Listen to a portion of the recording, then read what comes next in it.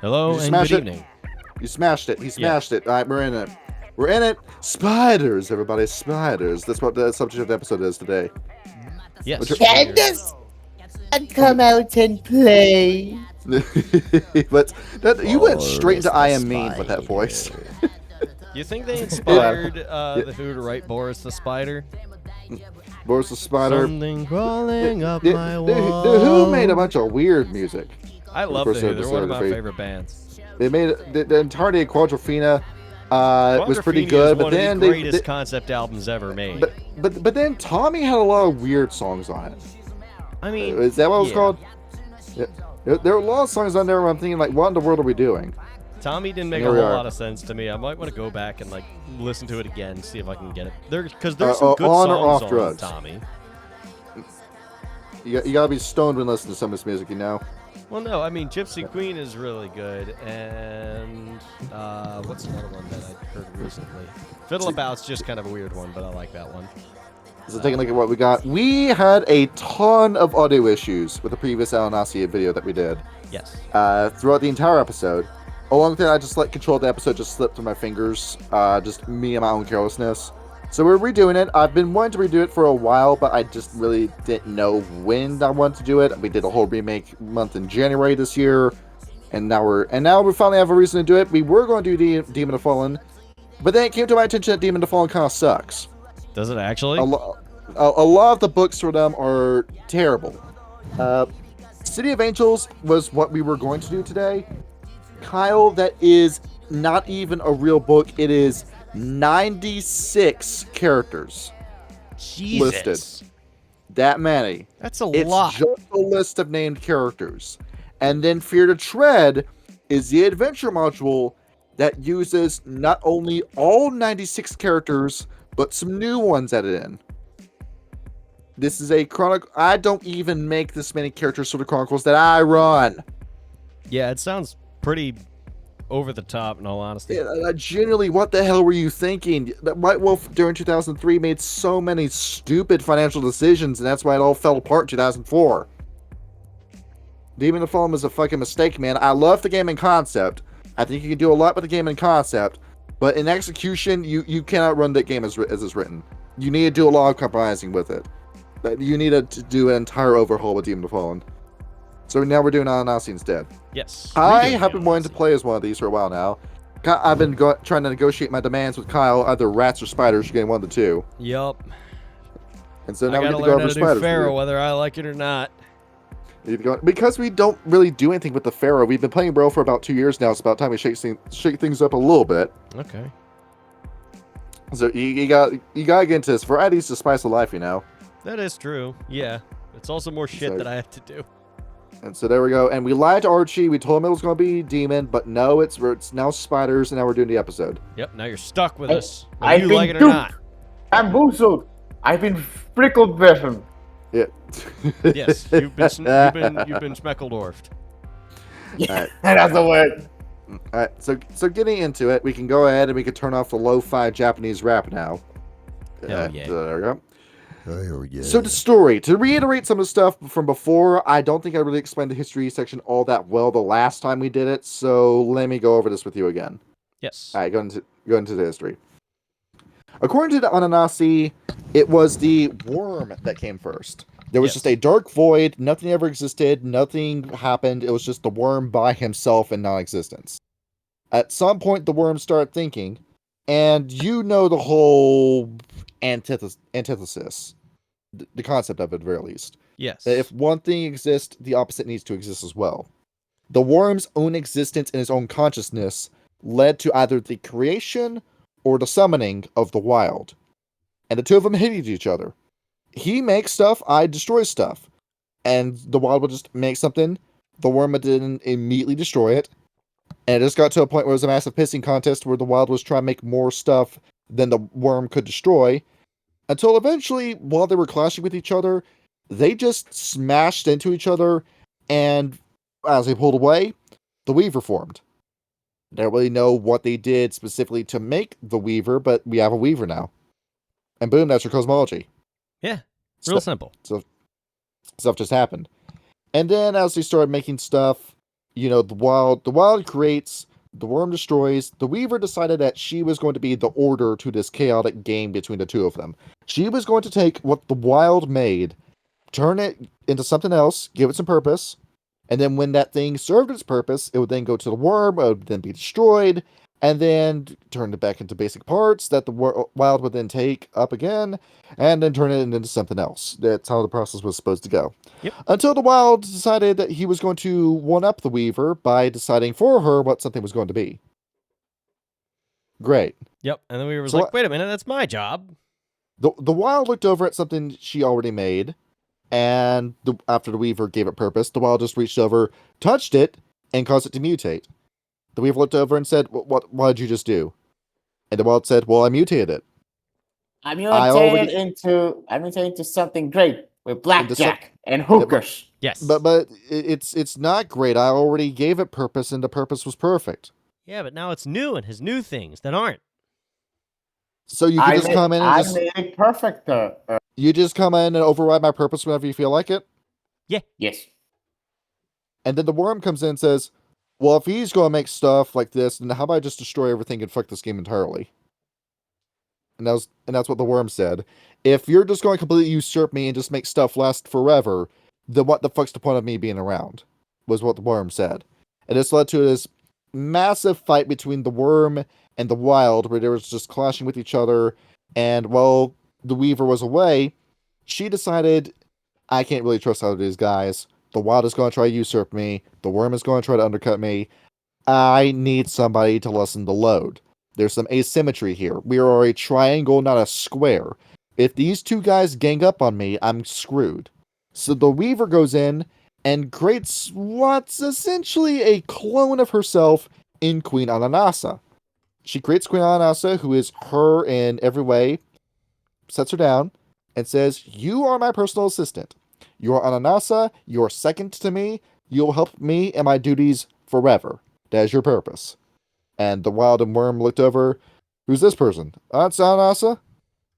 Okay, and then it just went right back off to the game as usual. Like nothing ever happened. The Weaver decided she was going to get the wild and the worm to compromise. The Weaver decided that she was going to determine how long things lived for. The wild could continue to mutate and have stuff evolve, but it had an expiration date. At some point, it was going to die. And the worm was okay with that. It finally gave the worm purpose again, and now we have an actual value to life. Kyle, I know you played Cruelty Squad. That was basically the premise of that game. Yup. When you remove death from the equation, then living has no purpose. Archie, what if we just live forever? What if death just didn't happen? Yeah. I've seen a lot of plots in various stories about immortality. Then we get to the scientific explanation with immortality. Well, with humans, our brains have a limit. Mm-hmm. So the human brain can only contain so much information before it snaps. It can only take so much information before it snaps. But then we have lobsters who are basically immortal, having this protein that regenerates the chromosomes. But hey, we eat them. The lobster dies when it feels like dying. Yeah. And that's it.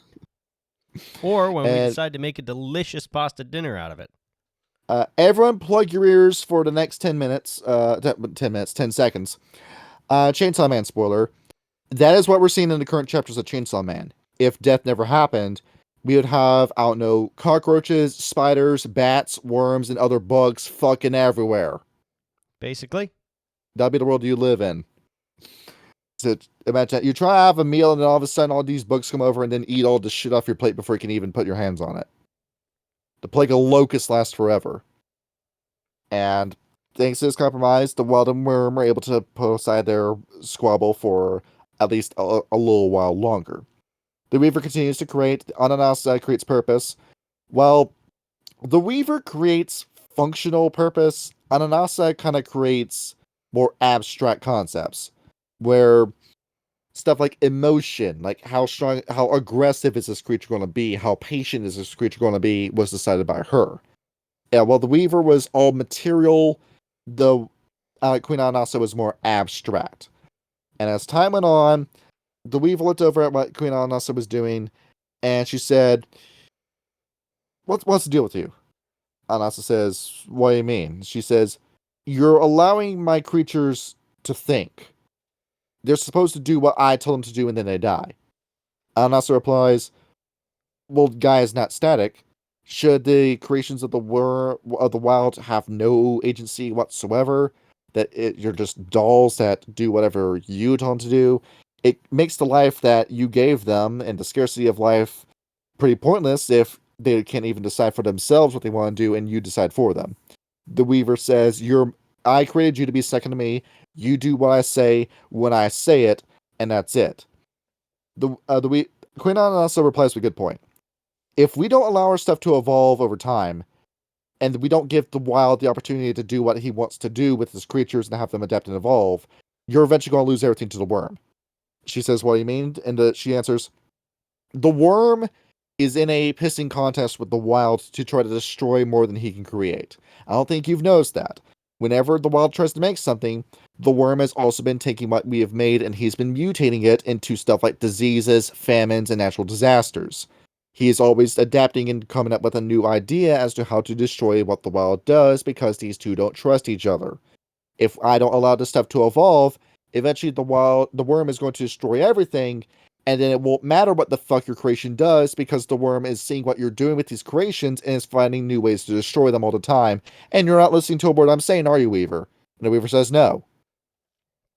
And then she thinks about, you said the wild is causing my stuff to evolve? And Anasa says yes. And the Weaver says, hang on just a minute. The Weaver leaves, finds the wild, and proceeds to try to kill him and bind him. You're going to go in and keep messing with my stuff. Quit adding on to my sandcastle. I'm after already done with the sandcastle wild. That's what it boiled down to. Basically, yeah. But it's like, but I want to put shells on it to look pretty. It's just, no, it's my stuff. You can't have any of my stuff. It's my stuff. You can't touch any of it. You can't do any of it. It's that kid at the kindergarten table who's keeping the basket of crayons at their side of the table. And then they have a connection whenever you go over, grab a code that you wanted that they're not using, and then they say, I was about to use that. When they still have a different color in their hand. It's what it boils down to on a cosmic level. While this is going on, Queen Anasa is just watching this shit show happen because it's the wild. We've already gone over before how you cannot bind the wild. She looks over, she goes ahead, scoops up some raw material that the wild left behind, and she comes with an idea. She walks over to the side, starts putting it together. The worm looks over. What you doing?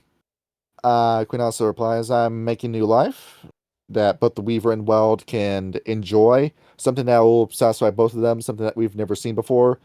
And the worm looks over and says, oh, that's pretty cool, so I'm not invited? What do you mean? Well, I just have to destroy stuff forever? I can't actually make anything on my own? And that's what it is? You're just going to exclude me from this? And Queen Anasa says, well, if you feel that way about it, then sure, make it with me. And so Queen Anasa and the worm collaborate, create a new creature, and is known as the Spider. Both the Wild and the Weaver quit fighting, immediately run over to find out what the two of them made, and the perfect being. Kyle and Archie, what admirable qualities does the Spider have? Spiders, a lot, right? Yeah, spiders are, incredibly stealthy. They can create webs that can catch prey. They're typically ambush predators. They're extremely versatile. They can exist in a number of different climates and environmental conditions. They're a very unique and adaptable animal. And they come in many sizes. As you get the small spiders really with extremely long legs that we use as a dancing spider meme. Yeah. We got the tarantula. Mm-hmm. Which in Australia we found a bigger version and called it the big boy. Mm-hmm. Okay, we got the infamous Black Widow. Mm-hmm. And when it comes to other bugs as well, there's only one other bug that can prey on a spider. That's the torrential hawk wasp, and that's it. But when it comes to any other insect, a spider can and will kill it. And some have evolved to kill animals even bigger than them. Are you familiar with the funnel web spider? You know, the spiders that you see in Australia? Oh yeah, no, fuck those things. They're scary. Yeah, the Australian foam spider is an active hunter, super aggressive for a spider, and it will go out and it will find small mammals like mice and Oh attack and kill yeah, them. the big boy. Or those things. And you got stuff like the tarantula, or stuff like the Brazilian wandering spider, which has some of the most potent venom on Earth. It's a was kind of creatures again, an arthropod. Yes. So it's technically not a bug, but it's a bug. Let's just call it a bug. Different kind of bug. And it's essentially the perfect killer. It's patient, it's smart, it can adapt to multiple situations. And it did its job a little bit too well as testing the spider out in the different realms. The wild, the weaver, and the worm realized it's a little too good at killing things. And eventually it will become a predator that nobody can really stop. And then the wild thought, what if it went to the sea?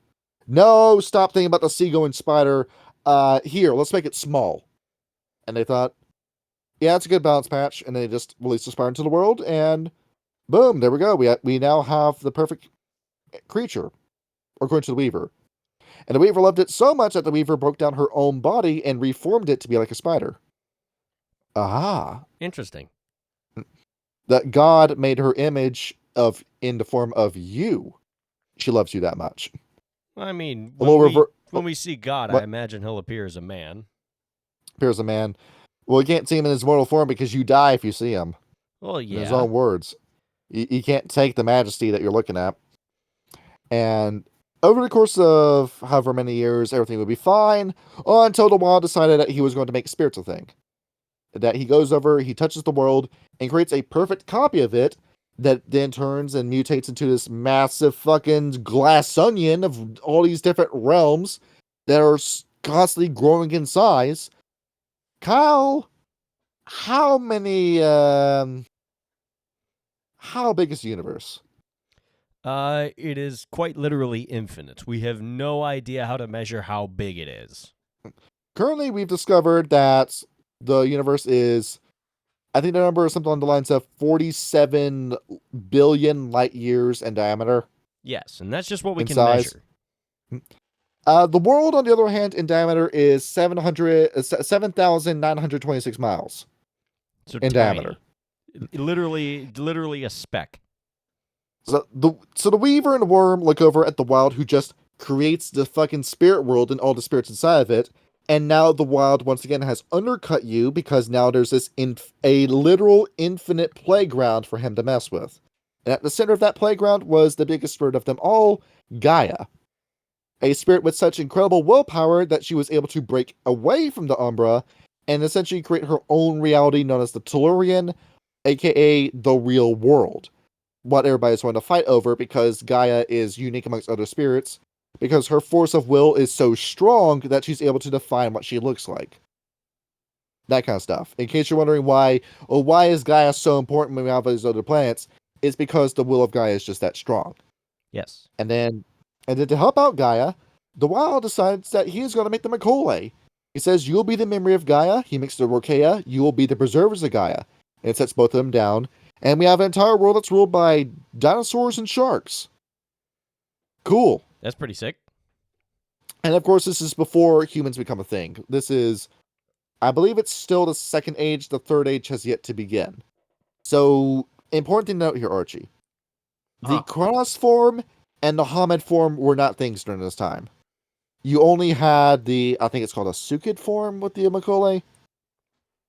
And, of course, the two shark forms, the Squamous and I don't remember the big damn, the Megalodon shark form with the Rokea. Wasn't it just called the Megalodon? I think they have another word for it in the book. I forgot what it was. It's not that important. And while they're doing this, the Weaver looks over at Anasa and says, hey, you see what the Wild did? He made smart animals. I want a smart animal.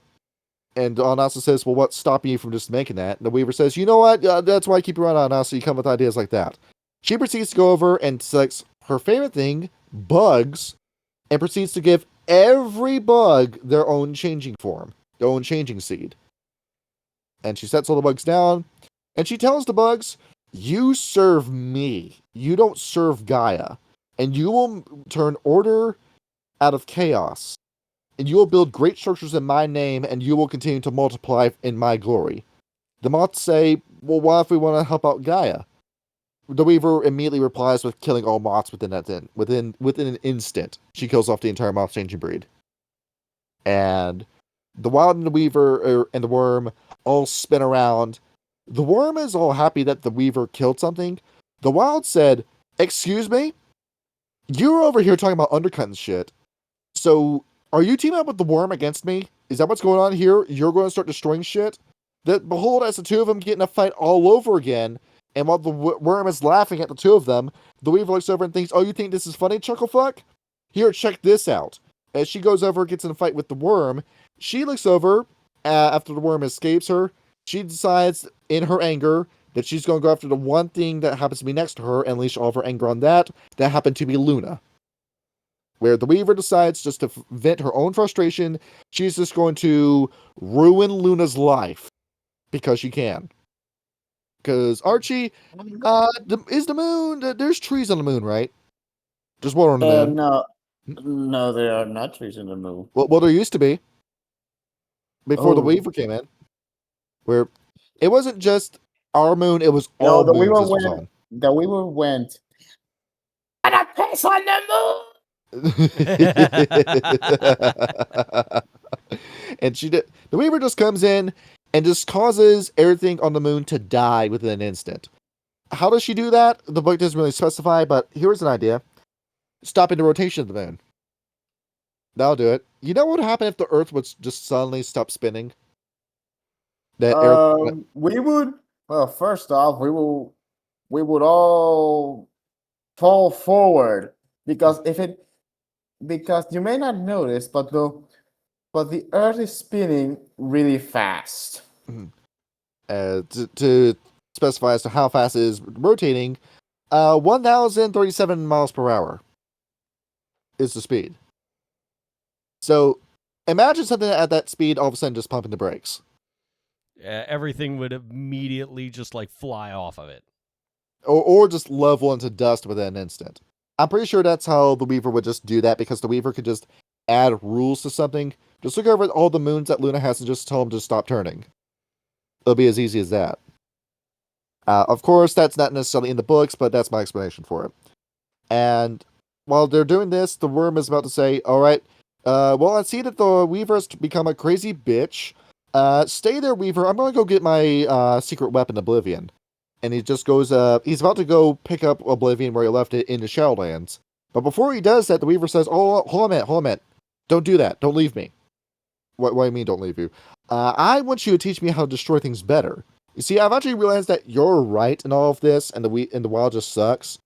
So, can you show me how to destroy better?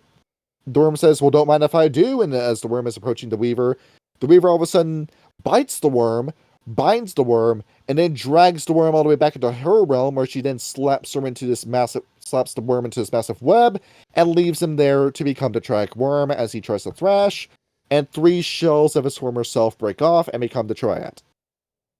Incredible. And in response, the Wild immediately backs away. The Weaver realizes, I can't bind you, but I can hurt you in other ways. She sets up the gauntlet.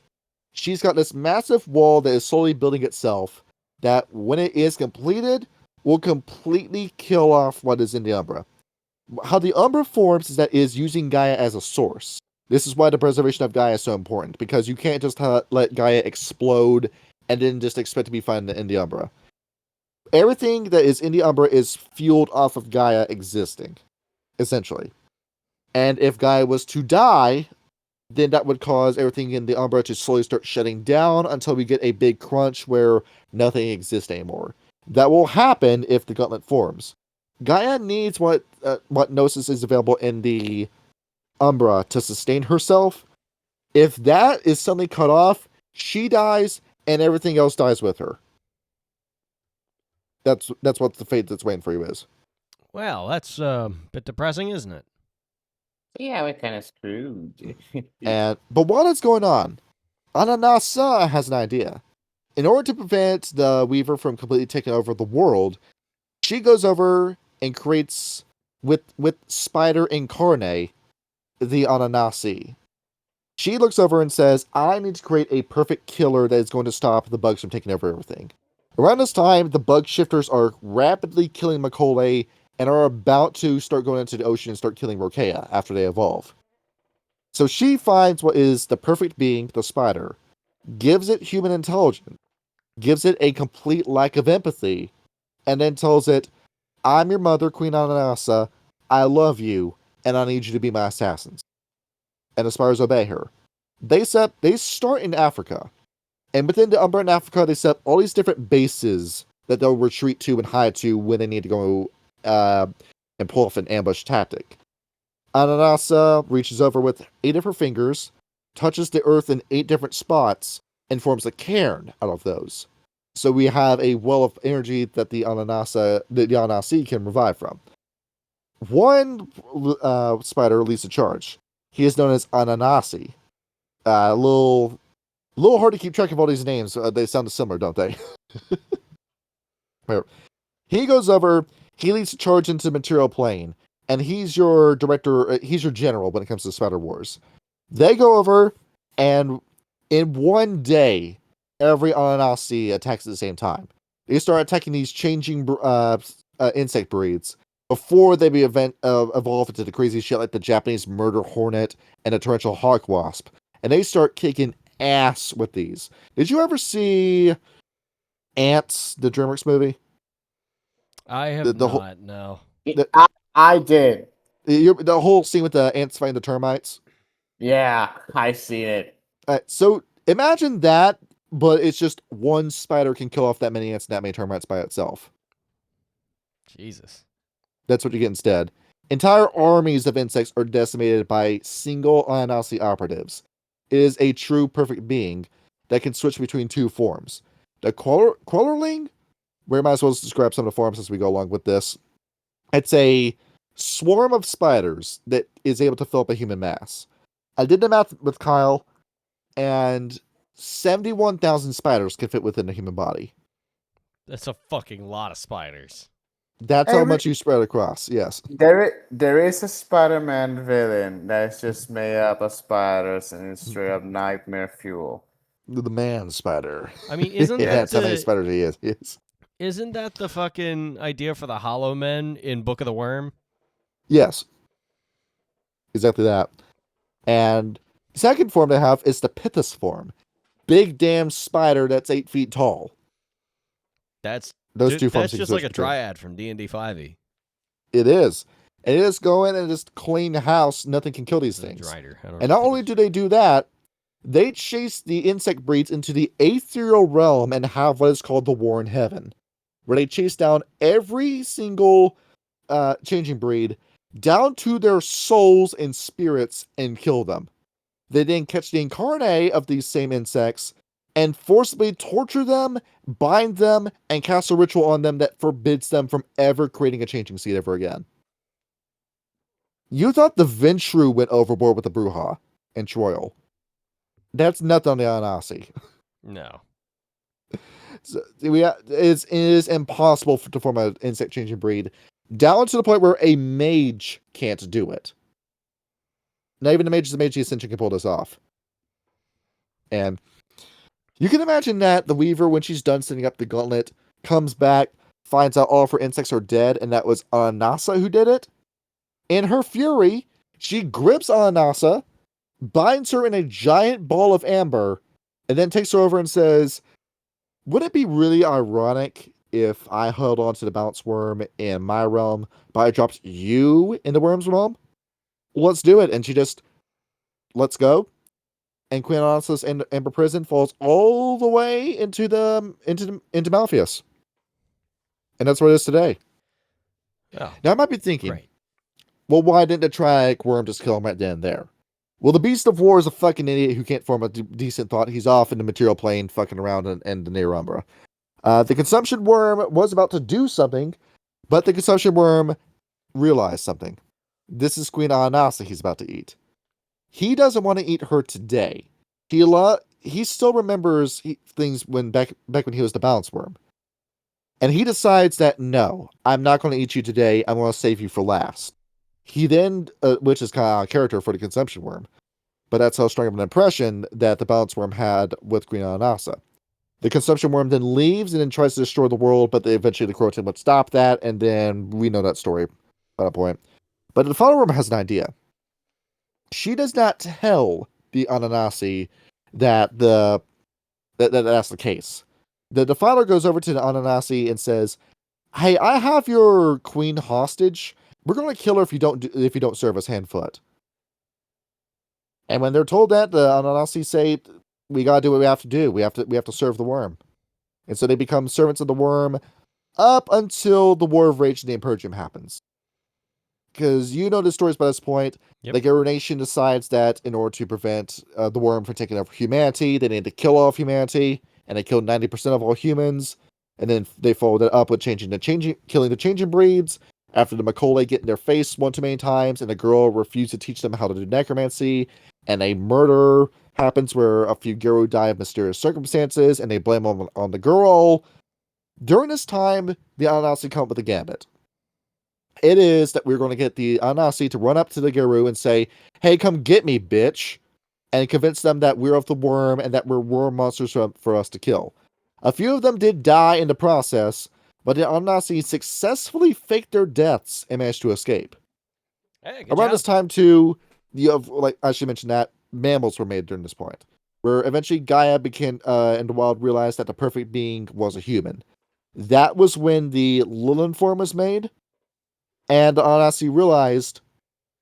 A mechanic I'll explain in a minute is blood points with Ananasi. It is almost a seamless hybridization between World of the Apocalypse and Vampire the Masquerade when you play these guys.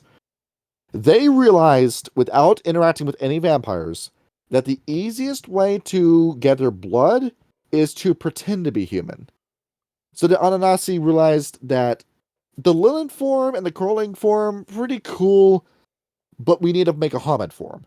And so they developed the Hamid form on their own through evolution and with the help of the wild. But there's one catch with the Hamid form. Archie, you remember that Nick Tuku, right? The true Nosferatu? Yeah.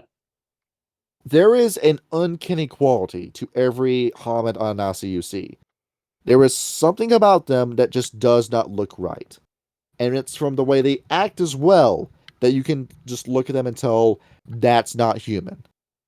It's something wrong with them. And the Ananasi realized that the easiest way for them to operate in human circles, and especially when it comes to infiltrating and spying on the Garou Nation, that the best thing they can do is to fake their deaths, which they do. And the Garou Nation applaud themselves and say, "The Ananasi are dead. We don't have to worry about them anymore. There's no such thing as the Ananasi anymore. They're just a myth. We kill them all. We can just go in and kill the rest of the changing breeds," and you know the War of Rage story by this point. While they're faking their deaths, Ananasi 2, it's a guy who has the same name as the general who led the charge in the War of Heaven, but he's a different character. He, while this War of Rage is going on, starts trying to look around for Queen Anasa because the queen has gone silent. They don't know where she is. She's got to be somewhere. He discovers that she's in Malpheus, but he can't get to Malpheus. So he goes back over to the Ananasi and they come up with a plan. We are going to dupe the Corax into believing that there's a massive treasure in Malpheus for the Corax to find, because the Corax love shiny shit, you know, and we'll get them to do the job for us. So they go over, they tell the Corax this big lie about that there's this massive treasure within Malpheus that only the Corax can find, and the Corax realize, well, that's Malpheus, we can't do it on our own. They look over at the Garou Nation and say, hey, there's this massive treasure in Malpheus that we would like you to help us find. Can you help us with that? Treasure. And of course, it goes, what? Treasure. Treasure.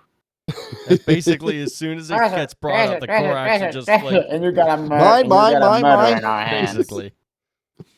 And of course, the Gorax are talking with the Garou Nation. The Garou Nation, through a very bad game of telephone, take a treasure in Malpheus story and turn it into the weakness of the worm is in Malpheus story.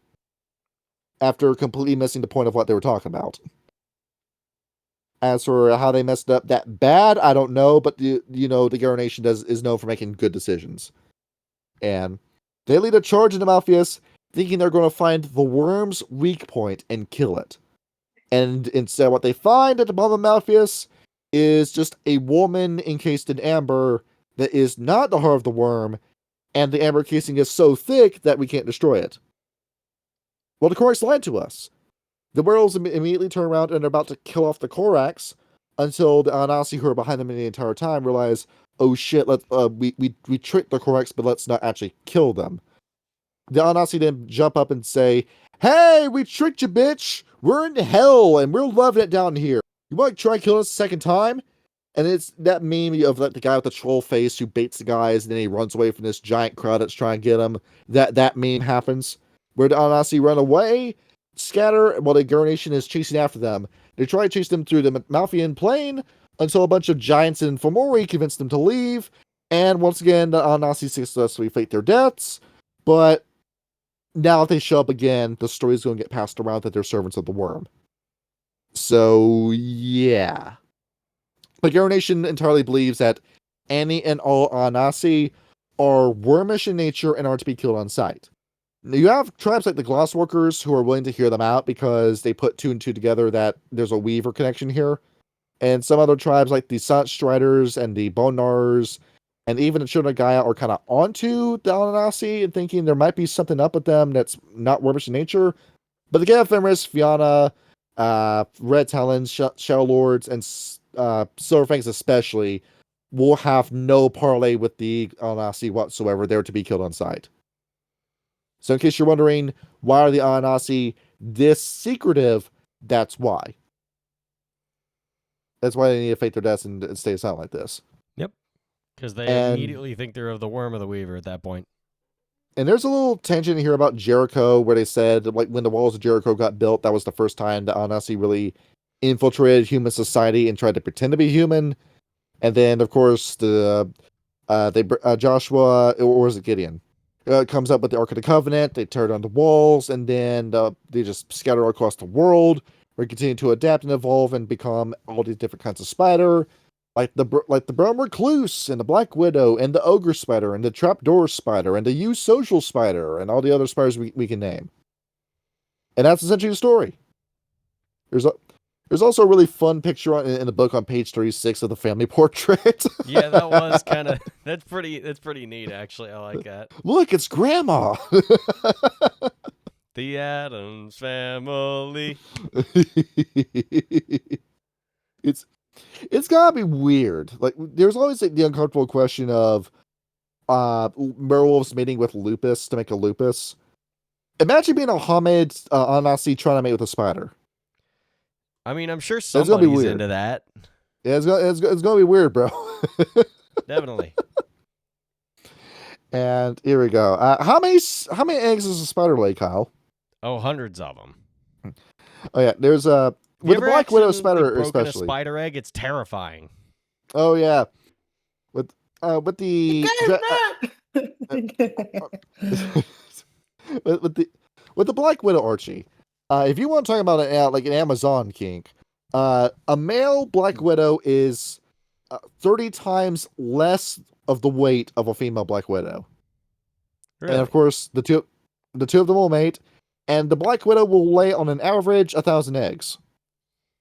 Jesus. Imagine how many Ananasi we have running around. Oh, thousands of them, without doubt. Oh yeah, they're everywhere. It's probably not on the same level of the ratkin because 2% of the human population is ratkin. But and the ratkin just don't know it yet. But the Ananasi, we have an untold amount of spiders all across the world. We don't even know. Yep. We don't even know how many Ananasi there are. And they're all receiving psychic signals from Queen Anasa. How do you play an Ananasi? Well, I'm glad you asked that.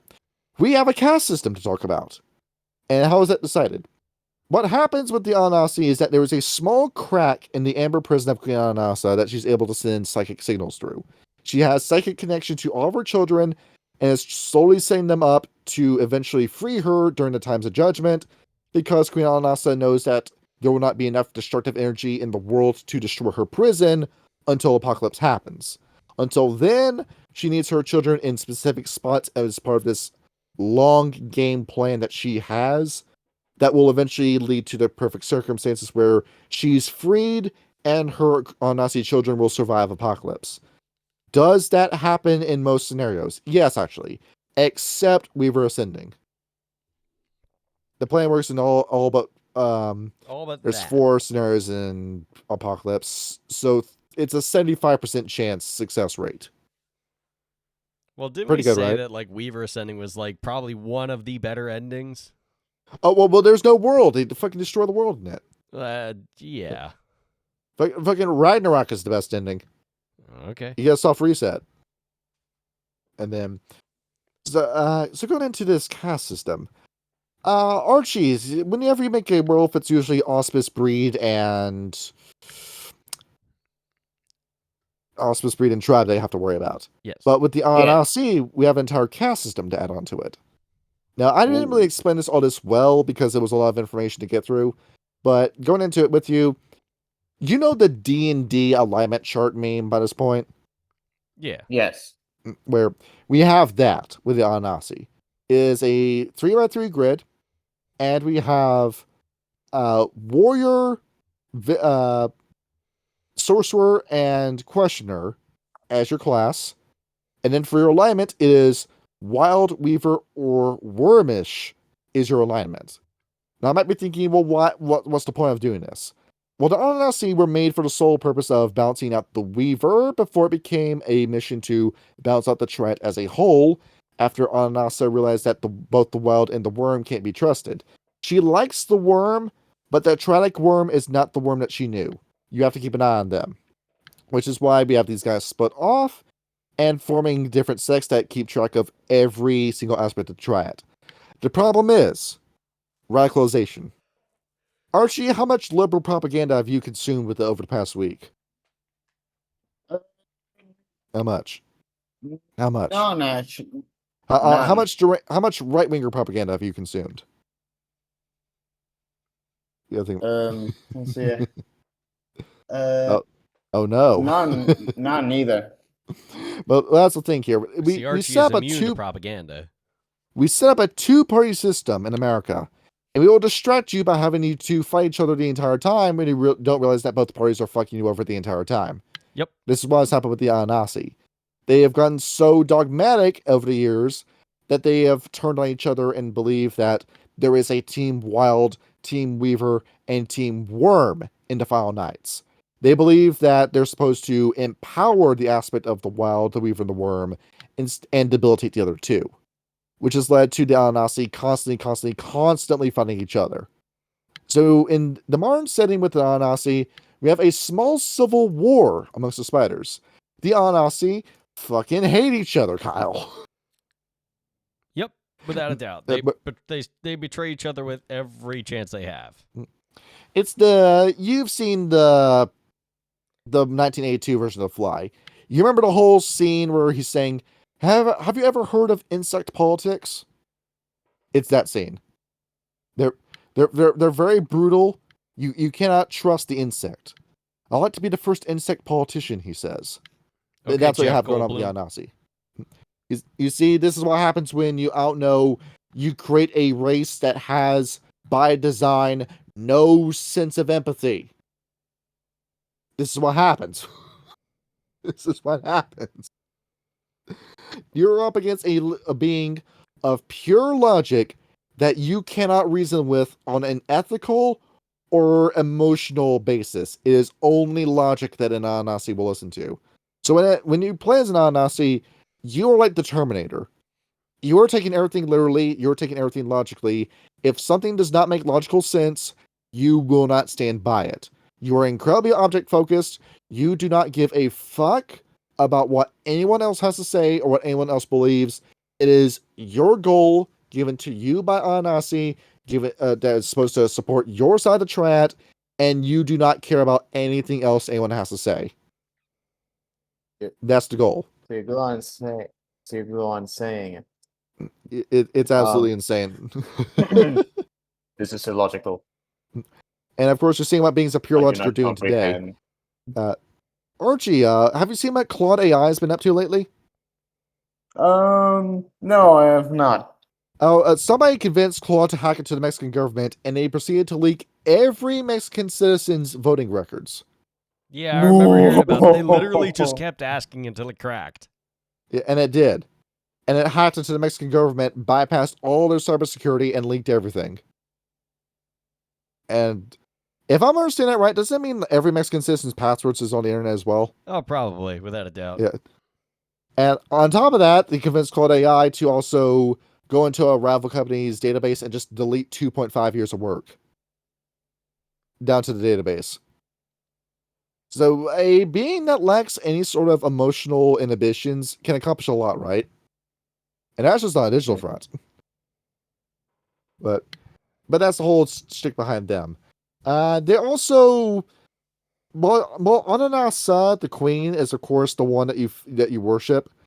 Ananasi, the general and the one who discovered the location of Queen Anasa, is almost like your Jesus figure, so to speak.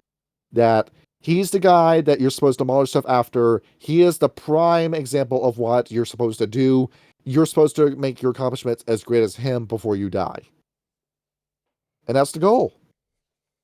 And also, there's a small implication here as well.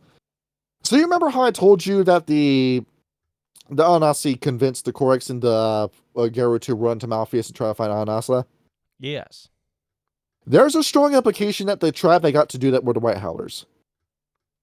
I mean, that would make sense, yeah. And what happened to the White Howlers, Kyle? Well, they got corrupted, but I don't think Yeah. they foresaw that happening. Well, maybe they did. Who knows? So you could say that it's the Ananasi's fault why the Black Spiral Dancers exist. So the Viana have beef with the Ananasi, and then some. Once again, why you cannot trust an insect to do to be on your side. Punch it in his stupid fucking head. Mm-hmm.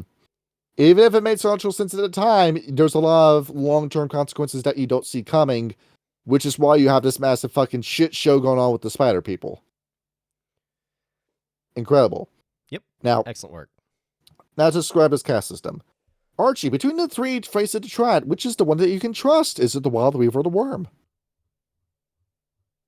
What do you think? Okay, let's analyze things here. We got the wild. It is unpredictable. It will always create. So what you're gonna get forced evolution upon you. The weaver wants absolute control. Either the weaver and Grandfather Thunder should date each other. See who up controls the other. She wants to control every aspect of my life. She's perfect. All right, then you got the worm. There's destruction, rot, and it's not even that's not even the original worm anymore, because you got the triad, you got the devourer, the calamity worm, and the defiler. Yes. Nope. A clear example of a relation of joining the worm, we have the Black Spiral Dancers. Mm-hmm. And even they don't trust the worm entirely because they can barely be looking at. They're not even werewolves at this point. You got this illustration of Black Spiral Dancers. They are either furless, and you got this other Black Spiral Dancer that the snout opens if they even have a horizontally, and so on and so forth. Now you basically describe the values of both the Weaver and the Wild Caste essentially. But with the Worm, now the Worm Caste doesn't necessarily worship the Track Worm, they worship the Balance Worm. They're trying to do the Balance Worm a favor for if and when, hypothetically, the Balance Worm ever does return.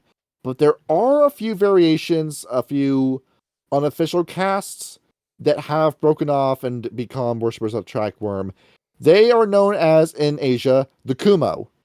These are out-and-out evil Ananasi that worship the Track Worm that you cannot trust. These were massive targets during the War of Shame. Most of them died, but we still have the occasional evil spider that will pop up in Asia that is no different from a Kuei Jin by this point. and how they operate. You also have the Kumatai, where these guys are in the Middle East, and they're the evil Middle Eastern spider. And then the Yaoi, which are Australian spiders. And given what I described earlier in the episode about the Brazilian funnel web, you can imagine how hard to kill those. Yes. Probably terrifying. And of course, and those are 3 different psychos that worship the Atrac worm. You cannot reason with them. The only thing you can do to them is kill them. Now, when it comes to this caste system, we will begin with how the book begins. The Weaver caste, there is a lot of diction in these books, by the way, Kyle. You noticed that? Yes, there is. Where we'll now 2 words to know before we go into this. If you hear us say the word Ovid, they are referring to a different Fera breed that is usually a Guru, but it can be any of the other Fera. When they say the word Damhan, that is them referring to themselves. That is what they call each other. It's their word for kindred. It's their word for Canaanite by this point. Yes. Yep. Now, the Tenair caste are those who worship the Weaver. They believe that they should stick with their original purpose, creating order out of chaos, but they know that too much order is a bad thing that can eventually lead to the formation of the Gauntlet and the complete heat death of the universe, if that is to be completed. But they can't let the Wild and the Worm do whatever they want. You cannot live in a world of eternal life, and you cannot live in a world where everything is dead. There needs to be some sort of order and structure behind everything. Majority of your Ananasi that you will run into will be these guys. We're going over them. Their warrior is called the Sekean. Yeah, you spell that Secean. They are explorers who go out and serve the queen in a more proactive role. These guys are deadly silent. You will never know where they are. They will only reveal themselves to you, and if they do reveal themselves, you're going to die that day. They leave no stone unturned. They're always looking for anything that is chaos so they can kill it. You're going out, you're scouting out, you're trying to create maps and guidelines for the next cast to come in and build stuff. Pretty simple, right? Yeah, that sounds about right. You then have their version of the wizard, which or the sorcerer. Their word for it is Visker, by the way, whenever I talk about sorcerer. Mm-hmm. He is known as the Plicare. You spell it Plicare. These are your builders. These are the guys who are your visionaries that are going out and are actually building stuff and structures for the Weaver. This is very similar in a lot of ways to your Philodox or your Galliard in a lot of ways. They are going out and there are these massive librarians that will go out and find as much information as possible and hoard it. They are forming these little nest structures where all the other Anasi will come over and gather in their turns in the Umbra. They have encyclopedic knowledge when it comes to just about anything. Publication dates, mathematics, history. You ask the Apakara anything, they will have an answer for you. These are very smart, very high-functioning sociopaths. We speak with these guys. Archie, you've played Fire Emblem before, haven't you? Huh? Fire Emblem. You have? I've never played. Only watched gameplay. Oh, okay. Quite I was going to ask if knowledgeable. you're familiar with Muriel from Awakening. Yeah, I'm I'm familiar with her. Yeah. Kyle, for you, a good analogy would be if you watch any of the Big Bang Theory, Leonard's mother is what they're like. She would sit in the background and talk like this. No, that's a different mother. No, Leonard's mother was this woman who's saying, so you're just copying what the Italians wrote in your paper. Why don't I just read what the Italians wrote? And she's looking at these 2 men and just like she calls them gay to their face. Oh yeah. And says you work with your husband. that is Leonard Mother. I was thinking of Howard. Yep. Yeah, it's Super someone snooty. that Yeah, like extremely snooty, never smiles, never talks about anything that's not scientific or sophisticated. That kind of person. and then Penny got her hammered one night, and it was actually kind of entertaining. I usually hate that show, but that was like the one like funny part of that show. The Big Bang Theory can be funny. It just chooses not to be. Basically, yeah. It's like watching Adam Sandler. Yep. You know you can do better than this. You're just not doing it. Yeah, like Happy Gilmore, hysterical, but grown-ups don't even bother. what does wasted mean? Oh, it means you get ice cream. I want to get chocolate wasted. Yeah, chocolate wasted, you like that one, you little fucker. And next up, you have the questioner. Now, when they say questioner, it's called the Wyrsta. You spell that Wyrsta, but it's the questioner. They're It's the basically Ragabash. Ragabash in a way. Yeah. They call their Weaver version of this the Gadarin. Gaderin. And these are collectors in the more disturbing ways. They're along the lines of anthropologists going out and trying to find out about human behavior. They look at you to try to find out what are your goals, what drives you, why do you do the thing that you do. They're trying to coldly calculate human behavior so they can replicate it. It's like the Terminator trying to learn how to be human. It's like this very creepy kind of Pinocchio syndrome that they have going on. Where these guys will go in Hamid form and pretend to be human, but as you talk with them, you'll just slowly get this more and more uncanny feeling as you talk with these guys until you begin to realize, wait, hold on, you're a spider. Yep. The entire time. Or they're just very autistic, in all honesty. They're Kazuma-Kiryu. You know, a developer tries to make a cold and stoic character, end up making him autistic. Yeah, end up doing this instead. Once again, this is somebody that will never talk about anything that's not sophisticated. You can identify these guys because they'll have a very specific special interest. An example that the book gives is someone who's obsessed with butterflies to the point where anytime they see a butterfly, they must collect it, they must pluck off the wings, they must collect the wings that minute. That kind of stuff. Yep. And of course, these are Ananasi that you will encounter on the internet. These are spiders that surf the other kind of web, you know what I'm saying? So they're hanging around with the glasswalkers, basically. Yeah, or spot on the glassworkers. They're in the vents, and then when the glassworker leaves the room, they come down with a flash drive and steal all the data. They are Tarantula from the bad guys, basically. Yeah. Or if you're familiar with Cyberpunk, Spider Murphy is what she does. Now, going into it, next up, Archy is the Hatar, which is their Wormish caste. Now, you think these guys would be just out and out evil, right? Because after all, the worm is all about destruction and death and entropy and corruption and all the other shit that you know as a werewolf player you need to fight. I suppose so. Now, usually you would describe a spider as a patient insect, right? That's a pretty appropriate descriptor, right? Yeah. Yep. Not these guys. These guys are very proactive. They will hunt you down.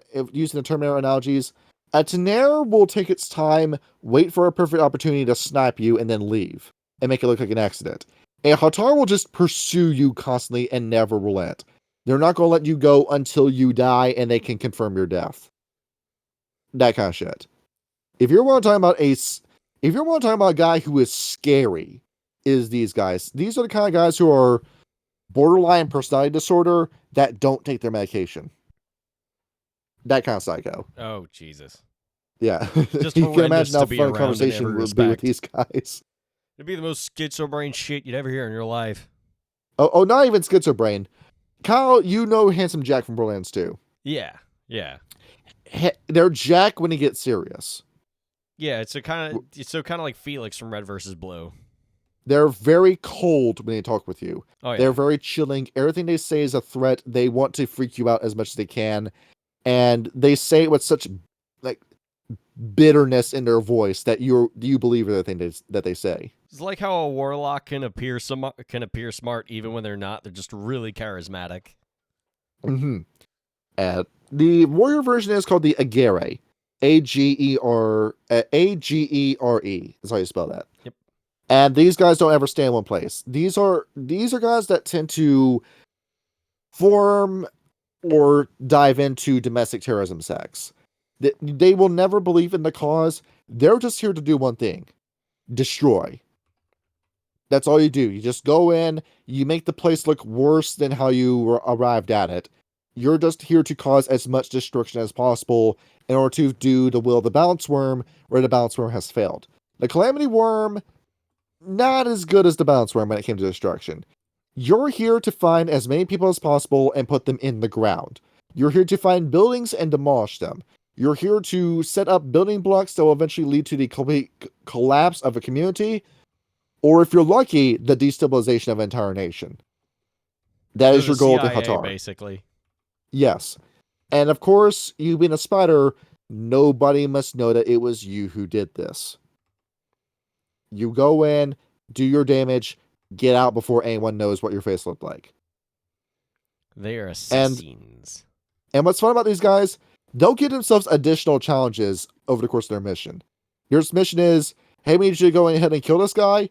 And Hatar will say, okay, I'll do so with no guns. Just to give themselves an extra challenge. Excuse They'll me make one things sec. harder on themselves just for the sake of doing it. Now, Archie going into the next one, the Anomia. You're familiar with the Nefandi, right, Archie? Specifically the Malfians? Yes. So you'd imagine it'll be pretty similar to that, right? Like something along the lines of like a quote unquote good, like, or like an anti-hero Malfian. Would be the idea. Now, you would be right about that. And these are guys who specialize in mass murder. Where once again, while the Gire wants to get their hands dirty and like bash your head in with a stone in person, the Anomia, spelled Anomia, wants to set up as much destruction as possible. They will cause your deaths without ever laying a hand on you. These guys prefer to do stuff like Jonestown, where they'll come in to a party, poison your punch with rat poison and fentanyl, and then just leave. That's the kind of shit they want to pull. It is... You've heard a statistic before, the difference between men and women, how they kill people, that men will use their bare hands for the most part, but women will always poison as a go-to method. That kind of stuff you can expect from them. And sometimes it might not even be the rat poison. Sometimes, because they're spiders, the Ananasi can just simply spit in a liquid and then walk away. And of course, because these guys will operate in places like Africa, the Middle East, and Asia, they will also do this to wells, where they'll go in and poison entire wells, and that'll be an entire community in Africa that just dies in one night. Oh. It's as simple as that. Where these guys are more intelligent with their mass murder, and once again, murder and destruction is the scheme of this. They're described as third world dictators in the book, by the way. They're just guys that you just see as just plain straight up evil that just want to cause destruction. But there's no real passion in anything the Anomia do. They just do it because that's what they're called to do. You gave me the job to kill, so I will do my job to kill. It's that easy. And they're just doing their job. There's no passion in anything they do. And they have rules for murder. Rule number 1, always have a scapegoat. Rule number 2, never leave a job half finished. Rule number 3, sometimes the best instigator of mob violence is an atrocity. Do you remember how the Arab Spring started, Kyle? Not into. It was the CIA, wasn't it? It started after a Russian wheat field caught fire. Oh yeah. Was what started it. Because Russia's wheat grains, 1/4 of their wheat was destroyed in fire. And who is one of Russia's biggest customers is the Middle East. So they didn't have enough bread, resulting in food shortages in the Middle East. That eventually led to more civil unrest until you got the Arab Spring. Let's see how well that went. In the context of Werewolf the Apocalypse, Archie, it would be an Anomia who intentionally set those wheat fields on fire, knowing that would be the end result. Once again, you never get your hands dirty. You instead set up dominoes that will lead to as much murder and death as possible. Or something more insidious, like, say, you disguise yourself as an immigration agent and you shoot a man to death in a riot. In a more modern setting. Is it too soon to say that? I don't know. People are already making pretty jokes like the day he died and everything. Yeah. Well, I mean, that's standard for the internet. There were jokes the day of 9/11 as well. So going into this. Next up, what will the questioner look like? They're known as the Malum, M-A-L-U-M. And they give lip service to ideas of the worm, but as with the Gadarin, they tend to more often look upon the worm's works as hopeless mistakes. The Malum think that the worm is fucking stupid, The Earth, all this destruction is going to fucking nowhere. Why handle the dirty work for an entity that is clearly insane? Why not cure the insanity and let the worm get back to its own duties? These are objectively good wormish servants. What they're trying to do is that they're trying to figure out, how do I release the balance worm? Now, Kyle, we read Times of Judgment Apocalypse. We know what would happen if you did that. So, Yep. It's good that these guys have not found out how to do that yet. And we'll make sure we have to make sure that they don't. But they're trying to. What they're doing is technically a virtuous mission, but they don't realize that will lead to the complete destruction of Gaia if they do that. Nah, they're not thinking about that, are they? No, it's just, we gotta save the balance worm. We gotta simp for the balance worm and save the balance worm. I mean, There's there's a also camp- Go ahead. What? Well, you remember the Stargazers, right? The Ouroborans? I was just about to say, there's a camp of the Stargazers that do that. But the Ouroborans lost the fucking plot, and they're taking the Defiler worm as their totem. These are guys that the Ouroborans think they are. That kind of shit. And Well, the it's Metastic okay. Birth is also still fairly on track with the Stargazers, too. So, would you allow one of these into your party, Kyle? No. Good. No, I'm good. Because kind of thing is, they worship the worm, but they're actively fighting Black Spiral Dancers and Fomori because they're servants of the Triadic worm, not the Balance worm. These are but vigilantes. so to try speak. explaining that to a pack of Garo. Is that, once again, do not let your names be known. You have to operate in secret the entire time. It must never be known that you're doing Need this. plausible deniability. You will never meet this character in person, so to speak. and now we have the wild ones, where if you were to do a cross Fera game, if you were to have an Ananasi that works with the Garo Nation, not for the Garo Nation, because the Ananasi is to never show their face to the Garu, this is them. Where the wild, how do you serve the wild in this day and age? How do you do this? Things crazy. You go into Eco Terror is what you do. Yeah, crazy. Behold, as you take a stone and wrap a copper wire around it, and you proceed to throw it between those power lines. Behold. Yep. Archie, you've seen that video, right? The guy makes a fucking railgun. Seemed like such a great idea at the time. He proceeds to shut down entire neighborhood's power. So, as far as the wild, the honest concern with the wild, it's a concept as much as it is an actual entity. You need to be wild in all things you do, as well as worshiping the wild himself. You follow the concept of what should be, not what entirely is. So conversations with these guys tend to be very strange. Now, imagine talking about abstract concepts with a being of pure logic. That's kind of oxymoronic now, is it? Where It would be these like guys- it would be like talking to Gale from Digital Devil Saga before he awakened. I do not We're constantly comprehend. saying, "Yeah, I do not comprehend." Trying to talk with this guy. Gale was the goated party member in that game too. Deal about that. There was no reason to ever remove him from your party once you got him in there. I've But- not gotten far enough into Baldur's Gate 3, in all honesty. Oh no, we're talking about Digital Devil Saga. Oh, okay, yeah. Wrong Gale. Okay. But these guys are known as the Kumoti, by the way. How do these guys operate? The warrior version of their caste is the Kar. Kar is how you spell that. Pretty easy, right?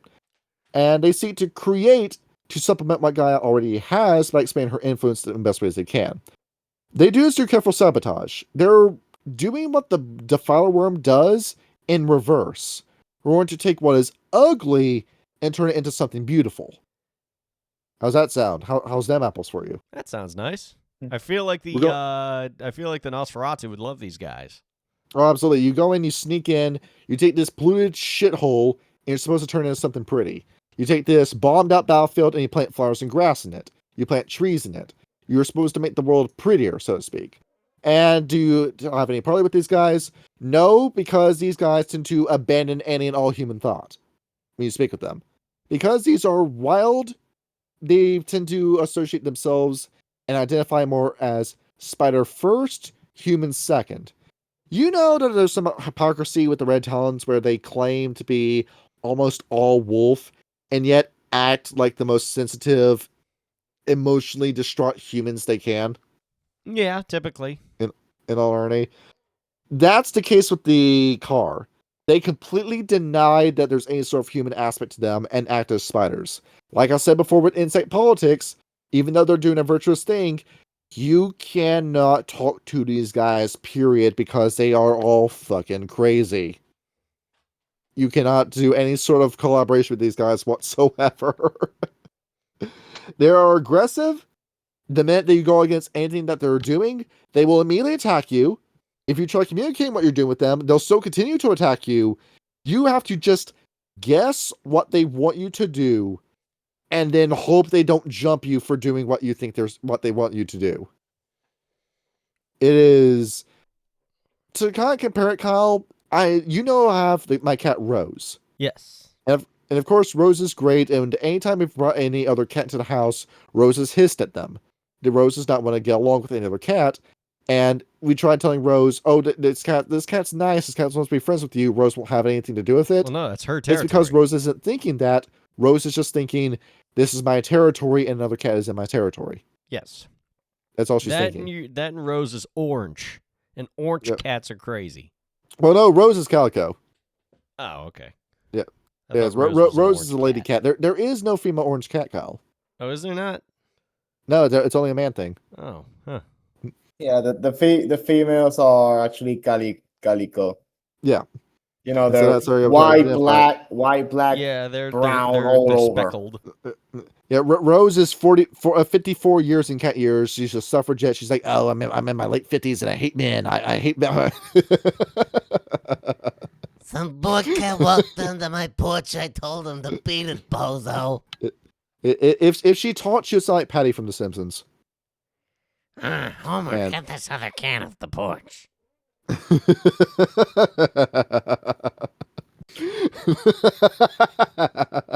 It was on the cusp of becoming a Beavis impression. Yeah, kick his ass. But the source word cast in the wild, it is the Amari aliquid. AMARI ALIQUID. Now, while the car weapons are changed, the Amari are physicians to heal the wounds. While the car will come in and set the groundwork and start planting seeds and everything, the Amari come in and make sure that the project stays in place. They're doing whatever they can through any sort of human means they can replicate to make sure that the damage that the car has fixed stays fixed. They're the vanguards who stay in place, make sure no forces of the worm ever get back to the land that they just healed, and just try to maintain it as much as they can. They are by far the least violent. We just talked about one of the most violent casts. This is the least violent, all in all. Yes. Now they will kill you if you cross them, but these are spiders that at least admit that they are human, have human thoughts, and if you are to play one in your game that is crossbreed, I would say use these guys. Where Kyle, with everything I've talked about, White Rose is painted red, the Ananasi character I'm making, she's either this cast or the next one I'm about to talk to. Right. When it comes to this. And next we have the wild questioner, the Kaimos. They seem to work in the exact opposite of what their goals are. They want to say, the wild's kind of stupid, isn't he? Like, the wild just does stuff and just makes stuff and doesn't ever seem to have a thought. So why don't we just, do what the Weaver and the Worm do? They don't follow the Weaver and the Worm, they simply mimic it. They are Ananasi first, Guardians of the Wild second, and they don't have any real respect for the Weaver and the Worm. They're just cut about what they're doing. They are the kind of antagonist who's only doing things to keep the story going. They will do things that they think they'll do things that they think the Weaver and the Worm would do to threaten the force of the Wild, so the Wild can then adapt to the situation and then appropriately combat it for when it happens for real. They're essentially doing and running constant battle simulations where they're preparing you for the real thing using data that they've accumulated from the Weaver and the Wild and the Worm. That kind of stuff. Archie, I know you're familiar with Dragon Ball Z, Xenoverses Yeah. especially. Fu is what they operate like. Or sorry, Few. There's a silent W in They his just name. they go around doing random experiments with no concern of collateral. You have no real concern about the long-term benefits. You just want to get the short-term preparation done and make sure that your forces of the wild will be able to handle this. These are almost strictly antagonistic spiders as well that will set up problems for the changing breeds of Asia and the Guard Nation to solve, but they do so in a controlled environment that they know that they won't put anything in front of your path that they know that you can't handle. And if the operation does go horribly off the rails, then they get directly involved and try to fix the mistake that they made. That's the plan behind them. Which is, honestly, I think a really interesting character idea. Yep. The controlled chaos of the wild, so to speak. These are also guys who, there's special mention in this book. The Chymos, spelled Chymmos, absolutely hate the Glasswalkers. There is a special hatred for these guys. They will specifically hunt down, target, and kill any Glasswalker they have the opportunity to kill.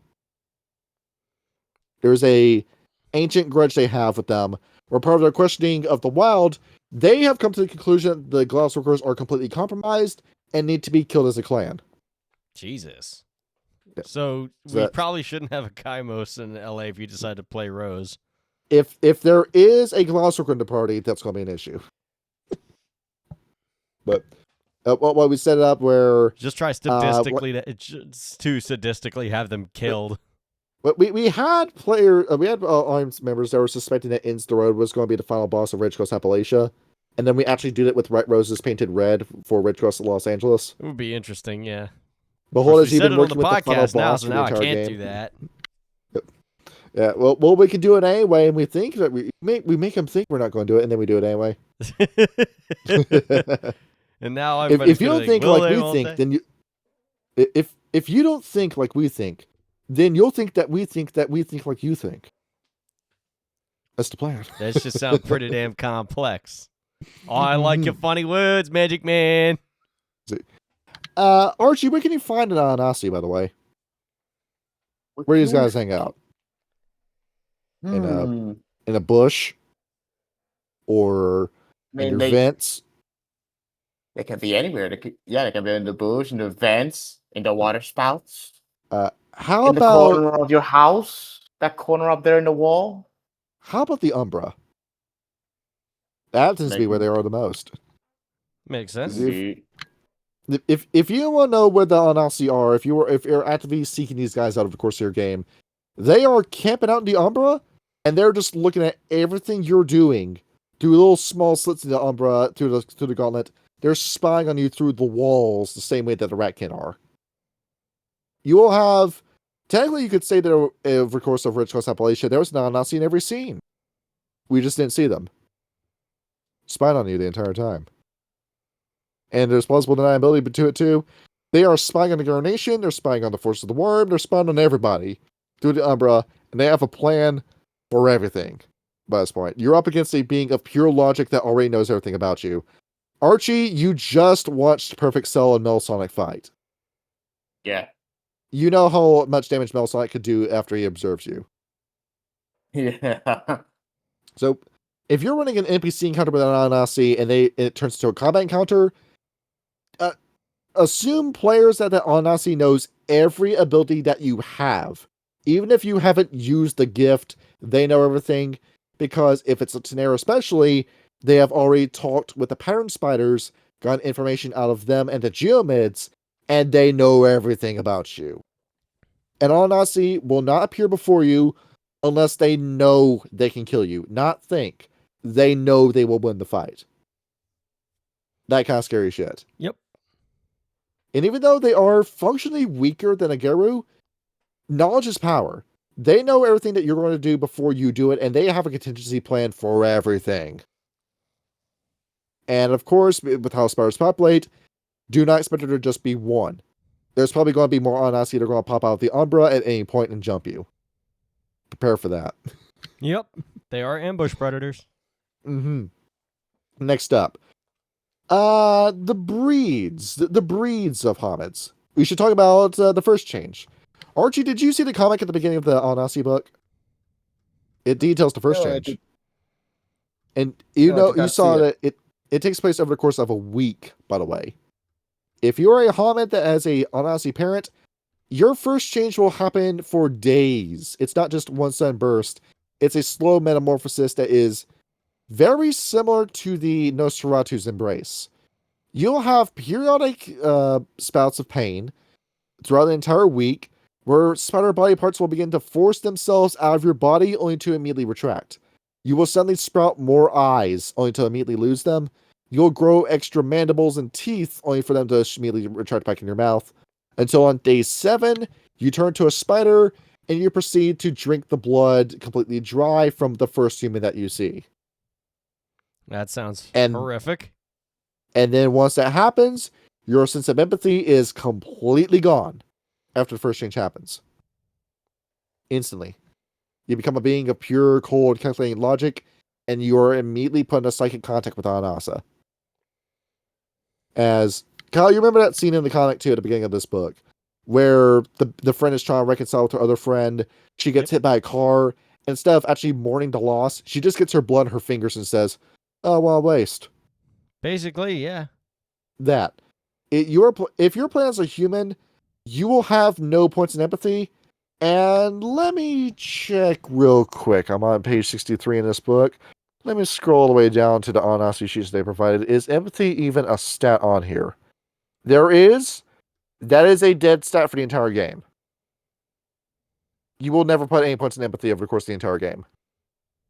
You No, will know what it certainly not. is, and you will choose to ignore it. Once again, See- there's a job you need to do. The job comes before anything else. Well, I mean, it still might be useful to have, especially as an assassin, so that you would know, like, what your prey is thinking about at that exact moment. It'd be a good thing to have wits and empathy as a part of your build. Even if you can't feel empathy, it'd be good to know.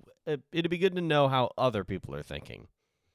If you were to play as a Anasi Archie, I would suggest putting no points in empathy, and you cannot take points in empathy to use an experience for the rest of the game until you sit down with another character and you are taught what empathy is. You have to learn what this is over the course of the game with an Anasi. You have to find out what it means to be human after you forget what it's like. Ooh, I like that. Next form. If you're talking about the arachnids, Anasi, if you're a spider first that becomes a human, well, you already had bug thoughts to begin with. You now have a human intelligence. Once again, it's that same kind of alien logic that you can find in the Red Talons. Go nuts with that. And is there a Metis Anasi? I don't believe there is. I don't think there is. I'm looking down at the No, forums. it doesn't seem like it. Nope, you are either Hominid or you're Arachnid. There is no such thing as an Anasi Metis. Well, I mean, Those just can't form. in the comic, like, it literally has a sire, quote unquote, appear after the chick, kills her mom. Yes. It's a site next to it from Anasa going, "Hey, here's an address. You know what you gotta do." Yep, basically. It helps having a shared totem where, oh, by the way, with your Queen Anasa, that's a free totem that every Anasi has at the beginning of the game. The minute you go through your first change, you automatically have those benefits. Yep, pretty nice actually. Now, talking about the other forms, from simple to more complex, we'll do it like that. Your giant spider form is called the Pithis, which is pretty easy to explain. It's a big, damn 8-foot tall, 220 anywhere pound between spider. 150 pounds to 225 pound spider. Big fucking Incredible. spider. And that will then jump up and proceed to drink all of your blood and leave as a husk on the side of the road. Yep, sounds nice. That's going to freak the shit out of anybody. Yeah, well, just like seeing a withered body laying in the ground. And imagine all the fun things you can do with it with other spider breeds as well, like the tarantula. Where, with the bristles on the back of the tarantula, they can throw those. Yes. just spin around as a tarantula Ananasi and just throw those over somebody. Yep. Turn them into a pincushion. Next up is coralling. Now, Kyle, I had this information wrong the last time I talked with you about this. Now, the coralling, as we described before, is 71k spiders that you turn into. Yes. There is one spider that the soul goes into, and that has human intelligence. The other spiders will follow that mass and obey its will. They can spread out and attack as a swarm. They can do swarm tactics. They can go, like, I'll leave a mass here, I'll leave a mass here, and then we all attack at once type of deal. Very much like use social spiders in nature. Yes. But there is a limit to how far they can spread. Where I did not read the microcosm segment here, where if a spider does spread too far across, the soul is being spread too many different directions and it falls apart. How far of a distance it is, the book does not specify. It seems to be up to your storyteller as to how far you can spread with your swarm before your soul splits and you become a fragmented being where I'm going to say you just lose your mind and you're just a mass of spiders for the rest of your life. And that's it, if that happens to you. That sounds like game over right there. It is. You're technically not dead, but you're not in control of that character anymore. Yeah. Well, I Yeah, feel like take a there look at should be this. some way to come back for, like, you have to recollect an army of spiders in order to form back into a being. Well, like Pikmin. Basically, yeah, like Pikmin. There's a vague unit of measurement in here where it says a coralling can be at the bottom of a 40-story building and be at the top of a 40-story building and still be in control of itself. So however long of a gap that is, you can still control yourself. Yep. If you go further than that, we're going to have an issue. And then next up, Archie, the moment you've been waiting for, the Lillian form. This is your half human, half spider. And you might be This thinking, is well, our Arachne. it is, but that's one version of it. You have 3 different variations of this form.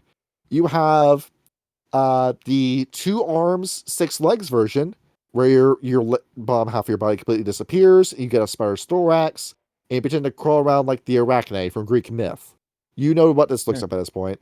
You've played Dark Yes. Souls and you fought Chaos Witch Quailag. You know what this looks like. Yes. You then have the 2 arms, 2 legs version, where the 2 legs kind of fuse together like Squidward and become these big damn super legs, so to speak. You never notice that with the way Squidward walks. And you have these 4 arms. What's gonna happen? Am I going to blow up? No, worse. It'll go straight to your thighs. My My size. thighs. And then you blow up. You got that BBL, that Brazilian butt lift before he died. Yeah, he did. But the Lillian form, it's essentially you're just big, nasty, half human, half spider. You either have a face of a spider or the face of a human, but you're completely covered in hair with these big damn mandibles come out of your face. You keep your hair in this form though. I feel like you don't that'd get nobody. still be. I feel like the human face would be even scarier.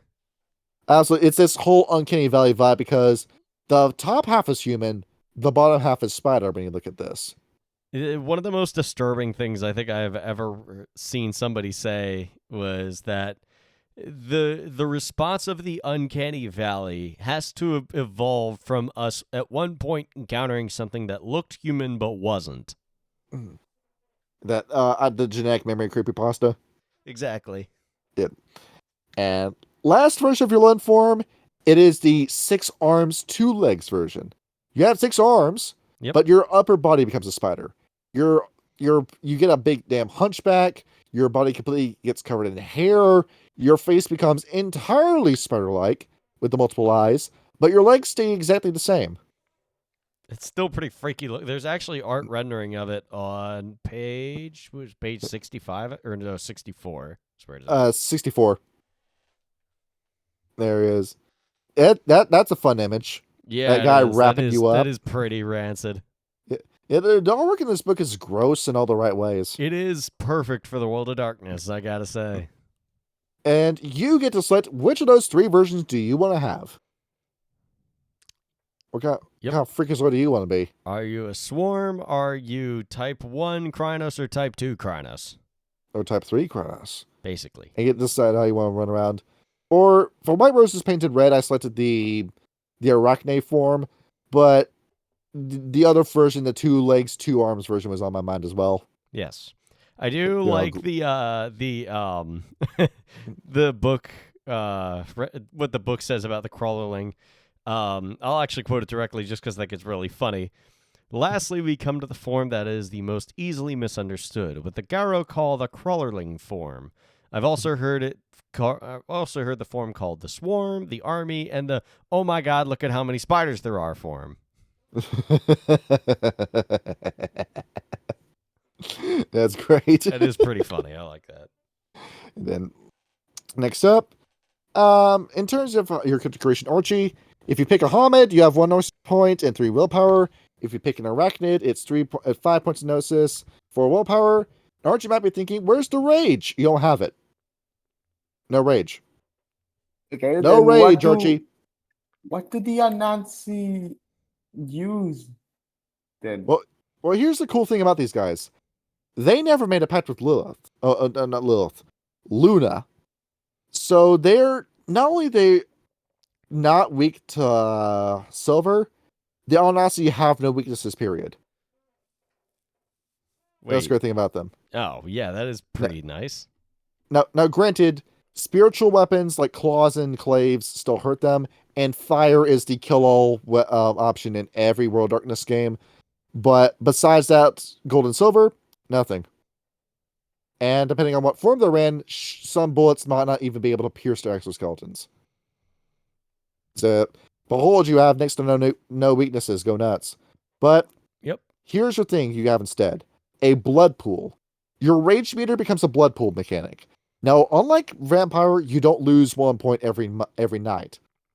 You have 10 points of blood. That's as high as it goes. You cannot upgrade it unless you take a gift for that. That you can then use for 5 things. You may spend a blood point to automatically shift to a form of your choice. If you don't want to use the form, you have to roll the, I think it's Perception Primal Urge or like Manipulation Primal Urge to shift to another form, as usual with these guys, or take a full turn to morph. And Ananasi can spend a blood point to gain an extra action. Only the 1, though. You can only spend 1 blood point per turn.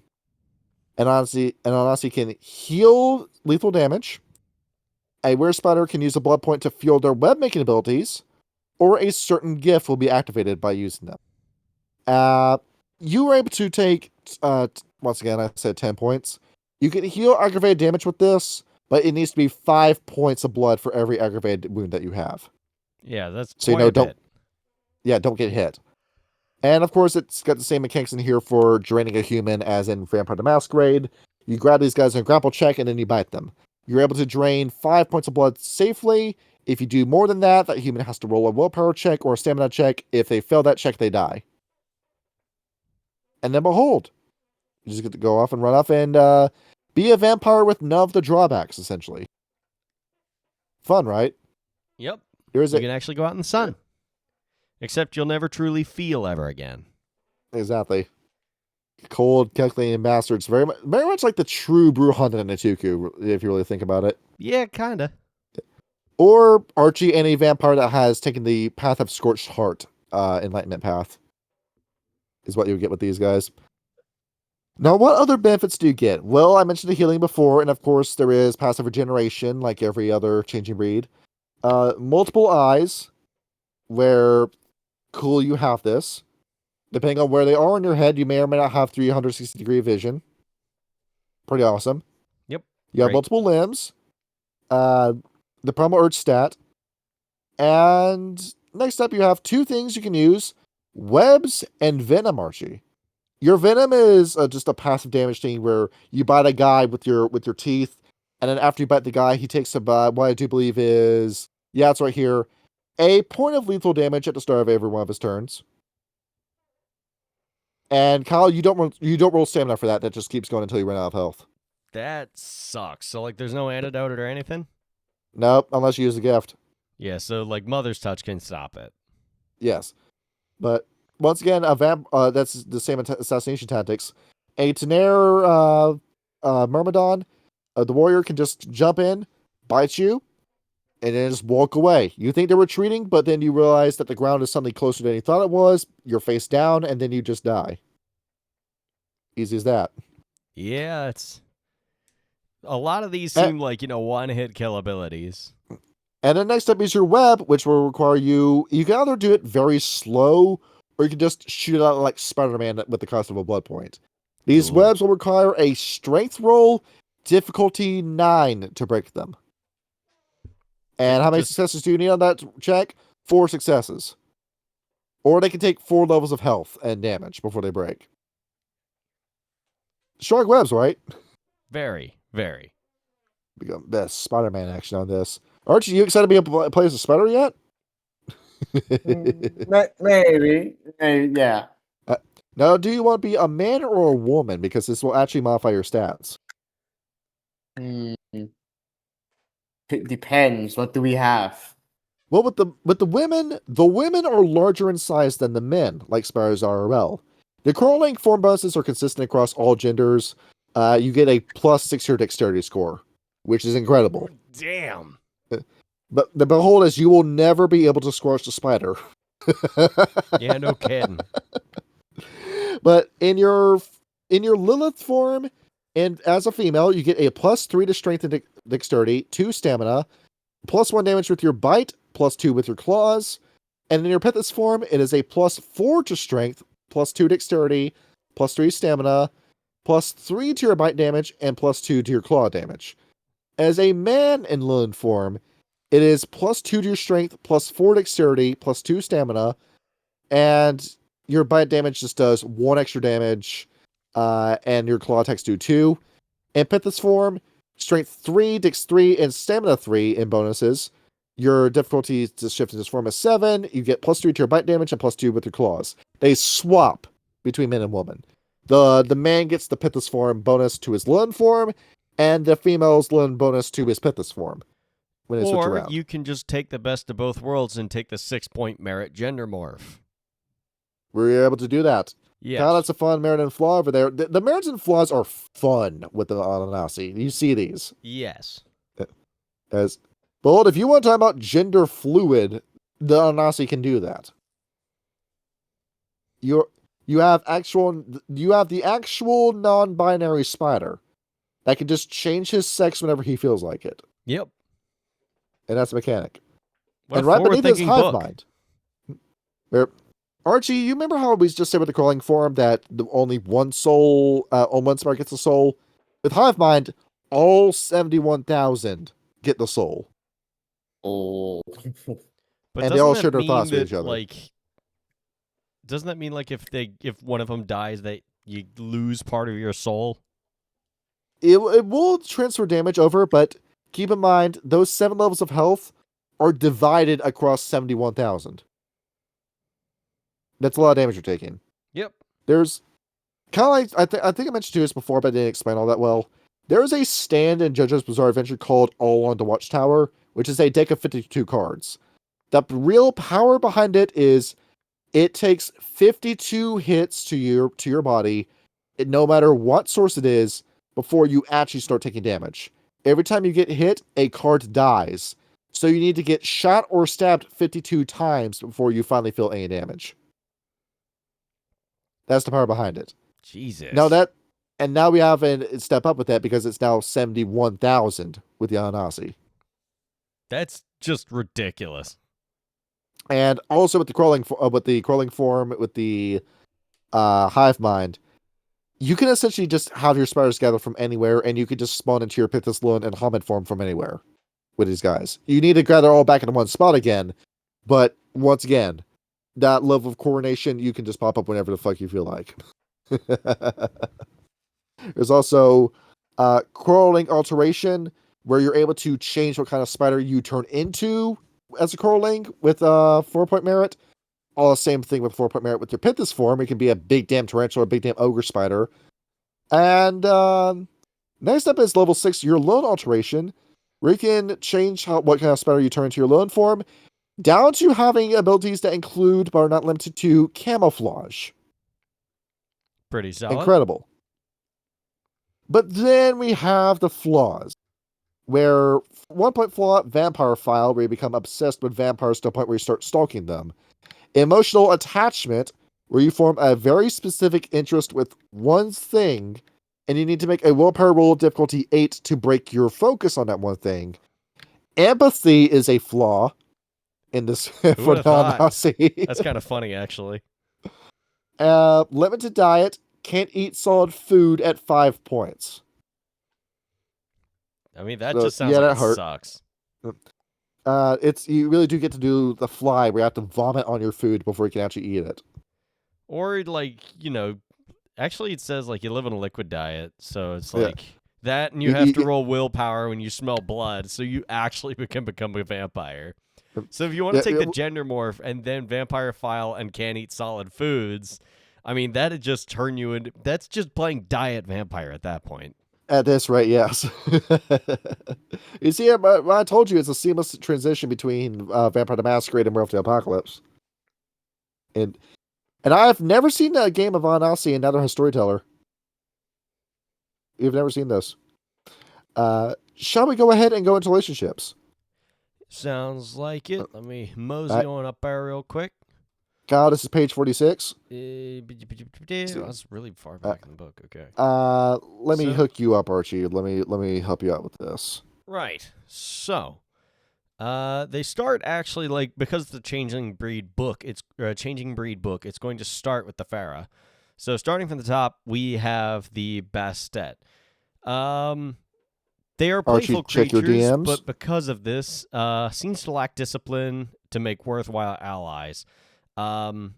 Sometimes their mutual desire for solitude can work to their advantage in both of them, particularly in more wild spaces. They suffer just as much as the Ananasi, but they are incredibly irrational. Keep them at arm's length. It's the exact opposite issue you have with the Ananasi. Well, the Ananasi are logic only. The Bastet are emotion only. Yep. You want to talk about the most emotional bitches you can talk to? That's the Bastet. Well, they are cats. They're rather pernicious. How moody can cats get? Yes, very, Yeah. very. Like you'll sit there petting them, and then all of a sudden they're scratching up your hand. Yeah. The Corax. Corax. Surprisingly Corax. enough, the Ananasi are one of the few people in the world of darkness, aside from the Black Spirals, who legitimately despise the Corax. And mostly it's natural in nature. It's not just it's mostly an old racial fear because, birds tend to eat spiders. But it's more so just the avian nature of the Corax that also put them at odds. While the Ananasi are very focused on their secrecy and on their espionage, the Corax have absolutely zero respect for secrecy whatsoever. They spy and then blab constantly, and the Ananasi hate that. If you were playing an Ananasi and a Corax sees you, that Corax has to die. Basically. Or you can just distract them, show them something shiny, and then run. It's that you put a bunch of quarters in front of them, and while they're picking up the coins, you just quickly sneak behind them and shoot them in the back of the head. I could make a joke there that would make Vic chuckle, but I'm not going to. Oh man, a shekel! I gotta pick it up. It took the words out of your mouth before you could say it. You did indeed. Jesus Christ. Okay. There's a bit of a note here on the Garo in general. And they go through I'm gonna go through the rest of the Fera before I go over the Garo, but just a brief note on them as a whole. They're incredibly brutish. They're killers and barbarians. They play at civilization but barely understand what it means. They don't hold grudges, the Ananasi, but they rarely ever forgive past indiscretion. They're far too numerous to avoid completely, but also too violent to associate with regularly. Some of them show that they're going to grow beyond their endless aggression, particularly the children of Gaia. And then you have the Glasswalkers who have turned to the Weaver to suppress their tendency, but they really haven't managed to accomplish much beyond that. And that's just the Garo as a whole. I'll go into the individual tribes in a bit. Moving on from that, we have the Garal. Worthy of respect to an extent. They're patient and understanding, and if you're in the deep wilds and you're in the company, make the most of your time, and very much enjoy the lessons that they have. They're peaceful creatures and do not piss them off under any circumstances. Yep. That's pretty much it. The girl aren't going to do shit to you. They're just going to cry at the guy as usual. Mom, get here, Mom. I really need to play Borishlov just to crush the stereotype. Yeah. Of course, nobody will let me play Borishlov, but I want to. And of course, there's no issue finding a girl because they can't fucking hit anything either. I did that girl game. That -1 dexterity fucks you up more than you think it will. Well, it is good that ranged weapon that I use uses strength and not my dexterity. So I can If you hit use him, do not put a pistol or rifle in his hand. Have him use heavy weapons. Well, that is So I why can actually, I have shotgun. Shotgun uses heavier. strength. We need to go to a minigun shotgun. That's the AA-12, Sorry. basically.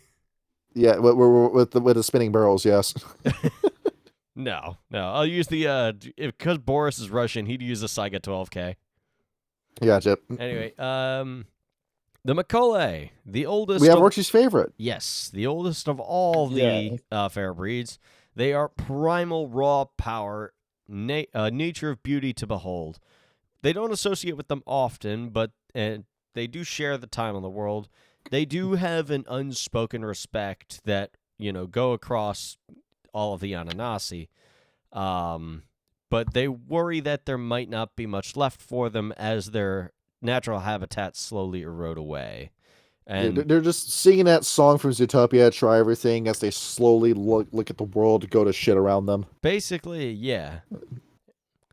It's that, like, the Macaulay know they're cooked. The Macaulay know their time is up. They're just trying to enjoy what's left of their lives before they all die. Join the club, mate. Anyhow, And then, the Noisha. you imagine that they would hold, like, hey, we saved you from being devoured by the werewolves over their heads. Probably, time. yeah, but they don't. What did Macaulay also know that the Ananasi exists as well because the Nisus? Oh, absolutely, the Macaulay know Yeah. about the Ananasi. Absolutely, they would know this by this point. So I guess that's why they would leave the Ananasi alone. Yep. They're like, okay, they're cool, they're fine, whatever. They've got their thing going. Yeah. We just need to hold on. Or they, well, actually, no, I'm forgetting something. They do have open collaboration with each other in Asia. Oh yeah, Yeah, and then Macaulay have kept them secret. that makes sense. They benefit from knowing more from the Ananasi spy networks. It's a truly respectable quality with Macaulay. They will honor a bargain if they make one with you. Yes, I really wish that the Macaulay didn't suck. Otherwise, I could play Andre. Once again, that -1 dexterity fucks you sideways. I did not read the rules close enough for that. Yep. Ugh. The Noisha. They are light creatures that are far too close to the Garo for the Garo for their liking. Of course, they are far more wise than they let on in most cases. But Because they're directly talking to an aspect of the wild is why. exactly. Overall, they don't trust them. They avoid them if they can. Like the Koraks, they try to know all the secrets, but the difference is the Noisha actually know how to keep a secret. Mm-hmm. Yeah, 'cause these guys are lying sons of bitches that love tricking people. Yes. They're pleasant, they're helpful, but do not tell them anything that you think is important. They're just going to hold it over your head as blackmail. Basically, yeah. After you do that. And Johnny's other favorites, aside from the Rokaz, the Ratkin. Rats. There are far too many creatures that seek to know all the secrets of everyone else, and the Ratkin are no different. The Ananasi pride themselves on their strength, but, the Ratkin to them are kind of pathetic. They can't imagine having to live... Pathetic. Yeah, the Ananasi think that you guys suck and that you live off of trash and shit. They can't trust you at 2% all. of the human population carry our genes, and at any point the sleeper cells will awaken. Yep. The only problem is there's a shitload of them. Just like there's Yes. spiders everywhere, there are rats everywhere, except in Alberta. And But- growing. Yep, they are survivors, and they multiply faster and faster no matter what happens. The rat uprising is coming. Yes. Will you be ready for the random rat event? Yep. I kind of want to read the Rokea verbatim just because of how short it is. It's kind of funny. There's my first favorite. They are fish. Mammals we understand, but fish are not something we deal with often. They're older than us and understand things we can't comprehend, but their knowledge is different, is in a different zone of life. You don't need to fear or avoid them, you'll never see them. Yeah. Exactly that. They just do their own thing in the ocean, and they don't need anyone else's help. They're doing just fine their own. Basically. And now for Everything's all the fine. rest of the Garo, if you would like me to go in detail. I'll help you shotgun through these. Do you mind if I do it? Yeah, start with the. We'll switch off. Start with the Black Furies. The Black Furies, they believe in a matriarchal society and are among those who spread rumors that we do the same. It's not true. They're not as the feminist ally that they think they are. Yep. It's And like they- you'd but see. it- Go ahead. They say if you want to put that misconception on us, that's your prerogative. You could be wrong if you want to. The Black Furies are basically like the feminist that's trying to get the loving mother to break up with her husband. This is my fictional character. If he existed in my world, he'd agree with my politics. Basically, that's what the Black Furies that are kind doing. of shit. Yep. These Archie, fictional your Fera basic- breeds that totally exist. Huh. Archie, that's your basic husband hotel viewer. Okay, Yeah. both my sister and her fiance. Black Sprout answers. Would you like to see the reasons we do not follow the trad as Garo do? Well, just look at the BSDs. Yeah, no, it doesn't. It doesn't go well at all. Easier said than done. And they say just do not do anything with these guys. They're all fucking insane. They're all ugly. They're all disgusting. They all smell like shit. Just don't have anything to do with them. And they eat people. Yeah. Well, then Bonars. again, the Ananasi do that What- too, so there's a little common ground. Well, yeah, there. they drain you of their blood. They just Yep. leave the meat on your bones. Yes. Bonars. Lowest of the low They're- among the wolves, excluding the spirals. Though they are kind to the humans they watch over, and they're generous through fault, easier to work with, they are treated very, very poorly. Use that to your advantage. Many of them are resentful from the mistreatment and can earn you a nugget or two of information if you are likewise kind to them in return. Sell them your EBT card and they'll do whatever you say. Okay, Children of Gaia. Somewhere along the Somewhere way. along the way, we had a bunch of wolves that lost the plot, and this was them. Yep. And they were like, oh, wait, we actually kind of need humans. And sure, like their sense of guilt is good. Once again, with like the poverty of the Bonars, exploit the sense of empathy that the Children of Gaia have because they were slaves to it. Yep. The Fianna. They're warriors, and more often than not, actually capable of remaining honorable. Don't annoy them, and then allow them to live, because they'll remember it later. They're best avoided, at least when they've been drinking, which is most of the time. Get ephemeris, homicidal maniacs, which is a little bit ironic considering that what we described with the Hatara cast. Yes, precisely. And they say they go above and beyond what your average homicidal maniac is known for.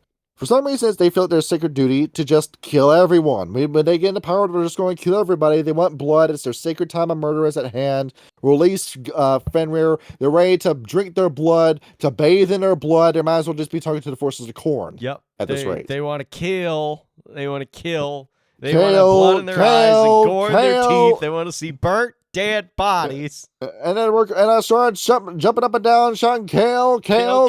And the recruiters started jumping up and down Said, with me, kill, shouting, kill. And Fenrir walked And the in and said, "You're our boy." Come on, sit down over here with me. They say, do not trust them. Do not ever interact with the Ephemeris, period. Do not let them know you exist. Yep. Just don't. It's not worth it. So you may have to go with the rat if we wind up having a get in our LA group. I don't know who would play one, but we'll see.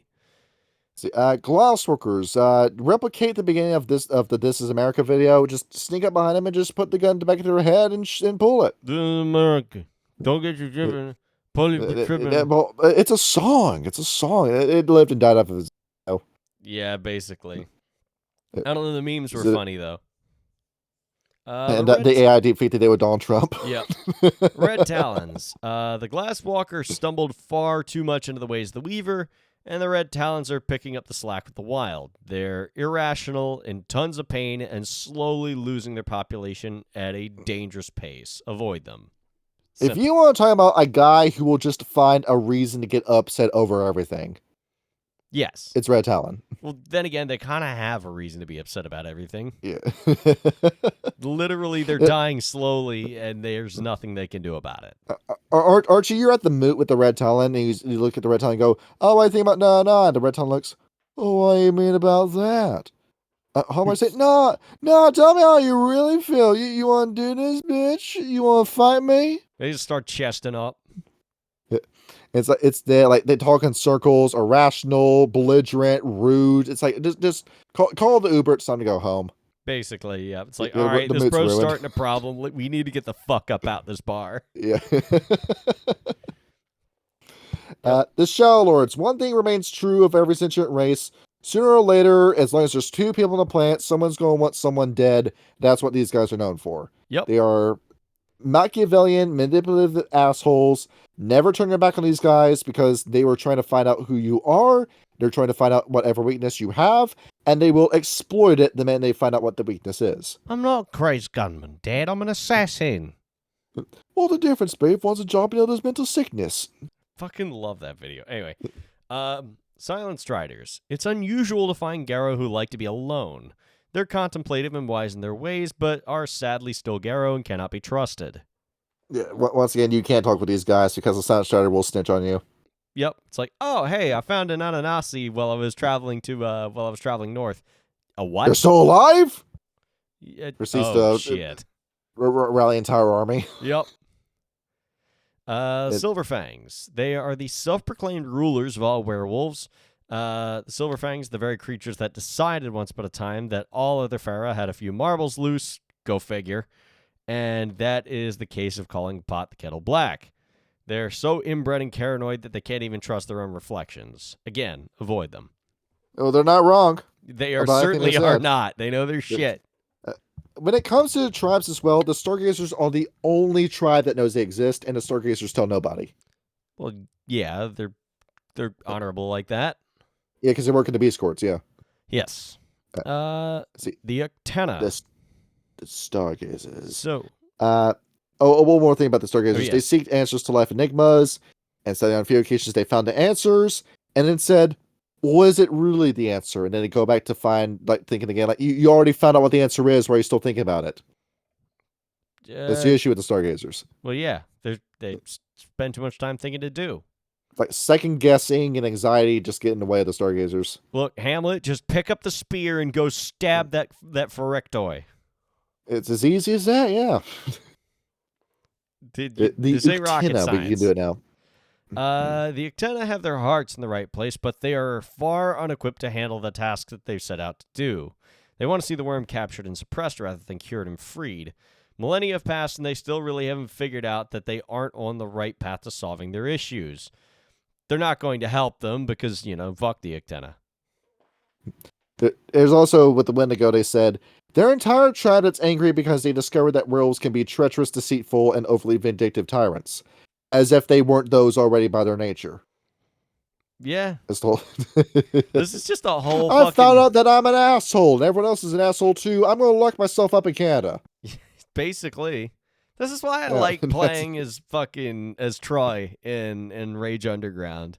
It's because he's at least he's like, okay, I'm not doing any good sitting up here in Canada doing fucking nothing with my parents. I'm gonna go out and do stuff. Is that going to be the end destination in our game? We're going to go to Vancouver? Well, not the end Vancouver. goal? He's all his folks are all the way up in Nunavut. So Yeah. if Archie we wind want up to live in Canada, by the Vancouver, that'd way? be fine. Live in Canada? Yeah. Hell no. You want to know the cheapest apartment I found while looking at apartments in Vancouver? $2,400 a month. Jesus, is that a one Yes. person apartment? Yeah, that's a studio apartment. Fuck that. Yeah. Dude, I the shit you apartment not, I rent, it's like it's a 2-bed 2-bath, doesn't cost that much. I shit you not, Vancouver is the most expensive city in Canada to live in. Well, I mean, yeah, everybody wants to fucking live there because it's warm and doesn't snow all the goddamn time. By far. You want to live in Hamilton and stay where it's only $1,400 a month? No, I like living here where I'm at, where I can walk to my favorite brewery. You get to live in the Hammer. It's what it would look like if there was a hood, but there were white people instead. That's what Hamilton is. Nice. Anyhow, the other creatures of the day and or night. This is the only book I've seen that actually lists humans as a category. Yeah, I do find that interesting, but they say that humans are still your greatest enemy and your greatest ally.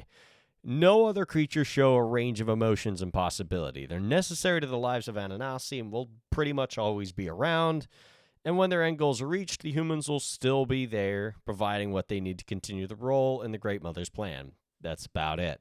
They're there, and they're supposed to be there. That's it. Do not let them know that you are the spider who's crawling into their ear, whispering all these evil thoughts. Do not let them know that you're the spider that has crawled into their mouth and has mind controlled them. Yep. It's basically the epitome of, today I will sabotage industrial equipment. Clueless. It's like instead of rat mind control, it's spider mind control. Basically, you've got the spider on one shoulder and the rat on the other, telling you to destroy different parts of the infrastructure. Like everybody's just trying to control me. Yep. Mages. Yes. They weave magic as though it were their own.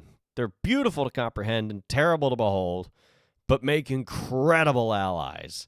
If you're brave or dumb enough to keep one near you, they'll create wonders that'll take you beyond the limits of the world. They do have the ability to change the world in ways that are both drastic and dangerous. They are unwilling servants of the Weaver. Should the need arise, destroy them. They are only human, after all.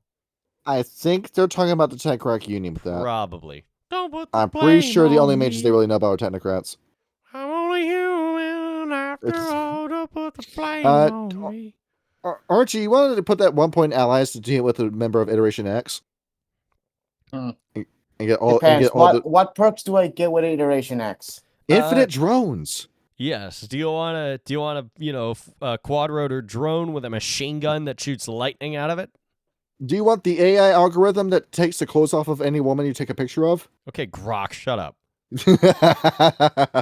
Also, Grok was grilling both Trump and Netanyahu, and I think he's going to get mind plugged again. The return of Mecha Hitler. He's back, Did Kyle. actually Hitler post the other day. He's back, and he's here to stay. Dude, there's just so much Nazi content floating around on the internet that AI just happens to pick it up. I swear to God, there's probably is that Sam I bet a whole legion of people that just spam just Nazi propaganda to AI to get them to recycle. I made a racist computer. It's no good. Who want to buy a racist computer? It's no good. We did it, Hans. We made it to the other end of the factory floor. Vampires. There are no others that they understand as completely as the vampire. They know the thrill of blood. And they are vampires by their name. Basically, they are the perfect disguise and the ultimate tool. What better way to find someone to aid you than to convince someone who is basically exactly like you? The problem with vampires is that they're too close to the Ananasi. They are patient and cold-hearted and ruthless, exactly like the Ananasi. Do not trust them any more than you would trust the Garrow, but use them to their ultimate extent. They most eventually turn and bite the hand that feeds them. It's in their nature to do so. So, don't be the one that feeds them. Show them the food and let them eat for themselves, and then take whatever you can. Mm-hmm. And also, Archie, vampires cannot feed on Ananasi. That is an important note. Yeah, a vampire can't sustain themselves on that blood. Yes. Archie, you can imagine a scene where a Shadow Lord is speaking with a member of the Ventrue, and the Shadow Lord thinks everything goes well, they leave the room, and then the Ventrue just turns on the silver chair, and an Ananasi manifests in the room. You thought you were in control, but now it's the spider just talking in there. Perfect. He's bought it. Everything will fall into place. It is only a matter of time now, Prince. We now know the locations of our cairns. You can strike whenever you feel like it. Indeed. And perhaps maybe we'll allow you one or two of their artifacts for your collection. Archie, imagine one of the Hatars, Anasi, working with the Sabbat. What that would look like.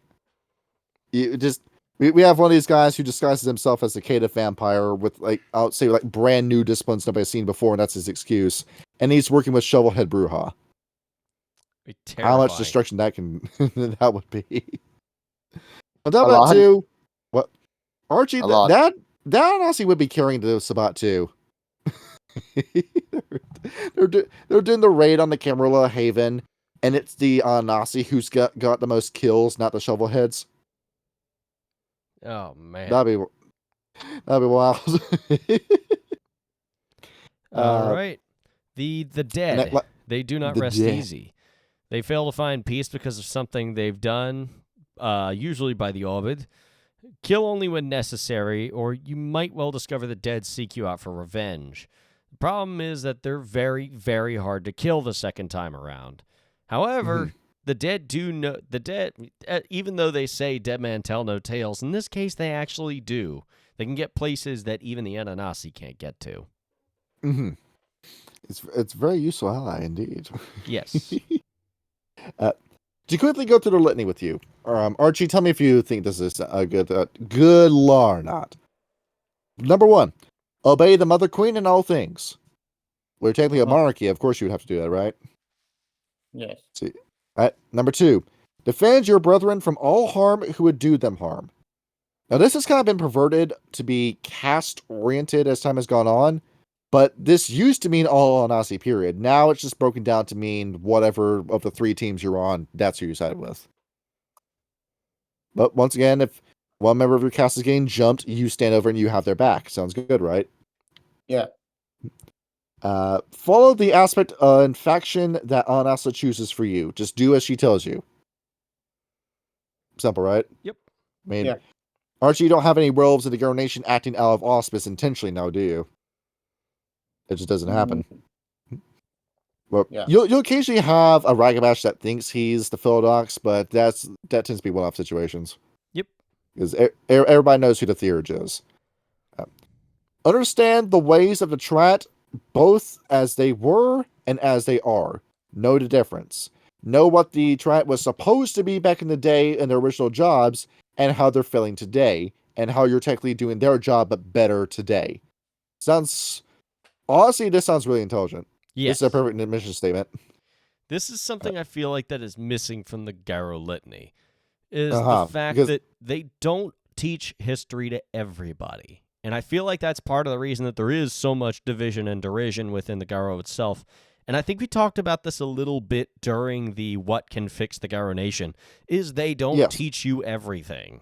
No, they don't. The Philodox is meant to be a judge, and they don't actually turn him into a teacher. And the Galliard is supposed to be this spin doctor promoting the R-runes instead of actual historians. Yes. It gets in the way of that. What law is this? By this point, I've lost count. Know your enemies. Yep. Okay, it's pretty self-explanatory, right? Yep. Know the Great Web for what it is. The Great Web, in this case, being the whole universe. Essentially, what you saw from Fullmetal Alchemist, one is all is one. That kind of aspect. Yep. The last 3 kind of turn your head. Know your place is the law. Is the name of the law. Just know what your place is in the world. Stay in your lane. Don't try to do something that you're not supposed to do. Yep. Pretty simple.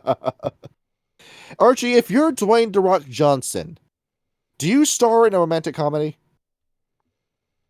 No, you don't do that. I don't You're know. going to do another generic action movie where you jump off a building. I kind of want to see Dwayne Johnson in a rom-com now. I think that'd actually be really entertaining. Next law. 4 words. Keep your mouth shut. Do not question what the Great Web is doing that is outside of your caste. Do your job as you're intended.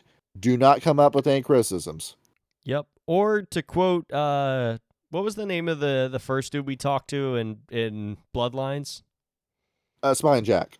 Yeah, as Smiling Jack would say, or to paraphrase him, good, you're an Ananasi. Keep it to yourself. Yeah, don't let anybody know what you're doing. And last law, worship none but Anasa.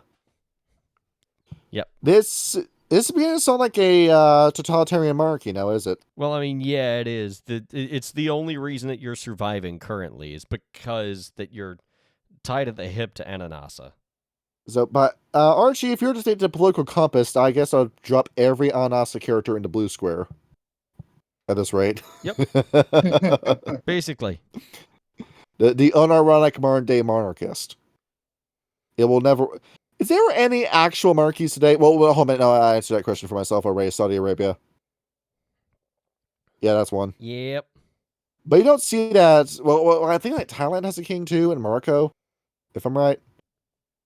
My own ignorance might be betraying me. Yep. There is no Western monarchy anymore. That's not a thing.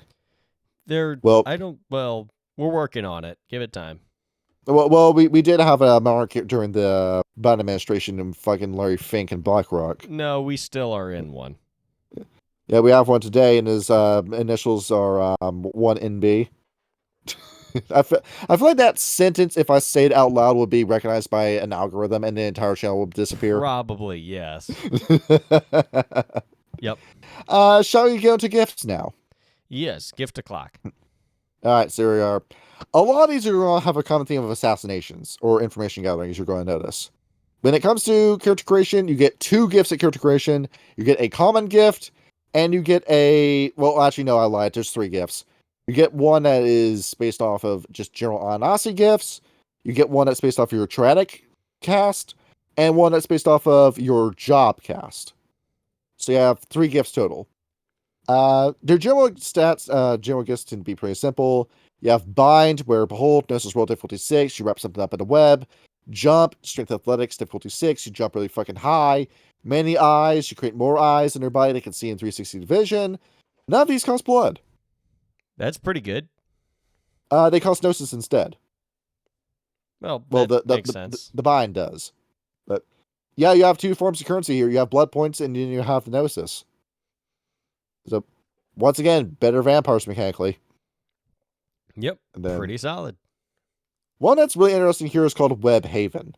The Dom Han creates a haven for the night, usually within their own normal dwellings as an added level security.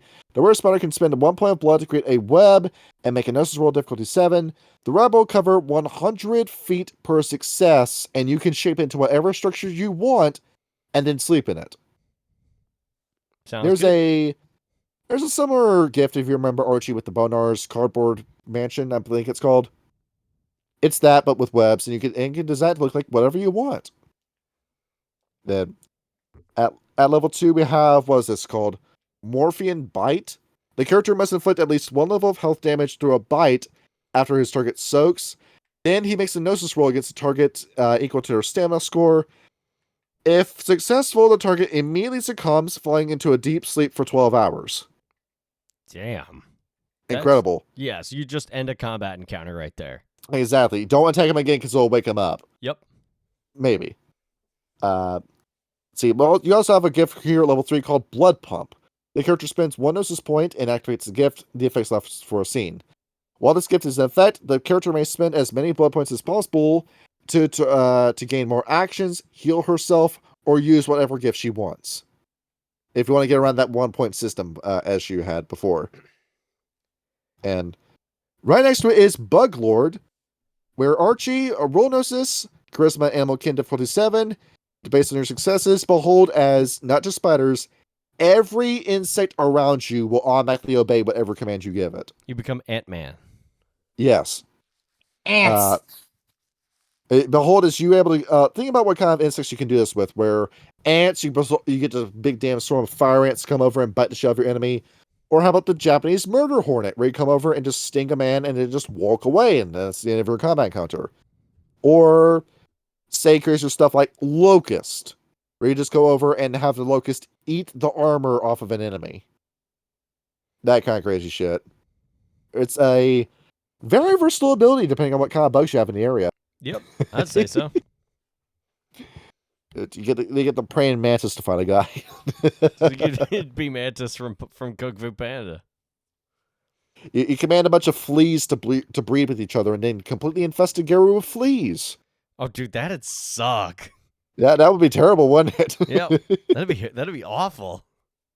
Well, I cannot fight you as I am now completely covered in fleas. Same thing with gnats just chewing on your ears the whole time. If you want to go full Spider-Man, we have the level 4 gift Iron Web. The character must spend Gnosis and roll, make Gnosis roll, difficulty 7, where now your webs are as strong as iron. They can no longer catch fire, they can soak damage equal to your Anasi's Hamid form stamina, and every cubic foot of web has 5 levels of health after soak, damaging before breaking, that cannot be affected by superficial damage, period. Bold as you're able to shape your webs into whatever construct you want. This includes swords, Kyle. That's pretty sick, though. You'd have 8 web swords. And then at level 5, we have Umbral Barrier. The character must spend an appropriate number of blood points to build a web she wants to build. In addition, an expenditure of 2 Gnosis points and a wit and occult roll. Difficulty 8 is required. Each success increases the gauntlet's rating between the Gaian realm and the low, middle, and high Umbral by 1. If you want to completely shut down an enemy from stepping sideways and escaping, this is how you can do this.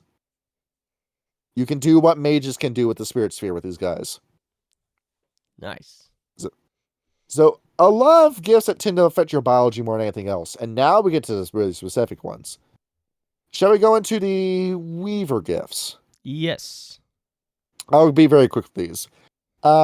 Just give brief descriptions of what each one does. The first one is called Groom, where a character doesn't need to do anything for this. It just goes off on its own. You become completely immune to circumstantial appearance penalties. You'll never lose any dice when it comes to appearance rules. That sounds small, but no, that's going to pay off. Yes, especially in a more political game. You then have stuff like the Breath of Anasa, where you can just give yourself air to breathe with this power. You do not understand how useful that's going to be. If there's anything in the water, then yeah, or if you're in something place with a bunch of poison floating around. Yeah, you're about to breathe in a toxin, and you just add air to your lungs. Or stuff like Understanding the Tapestry, where with a Wits Enigmas roll difficulty 7, you can begin to understand the pattern web around you, and information will just come to your mind.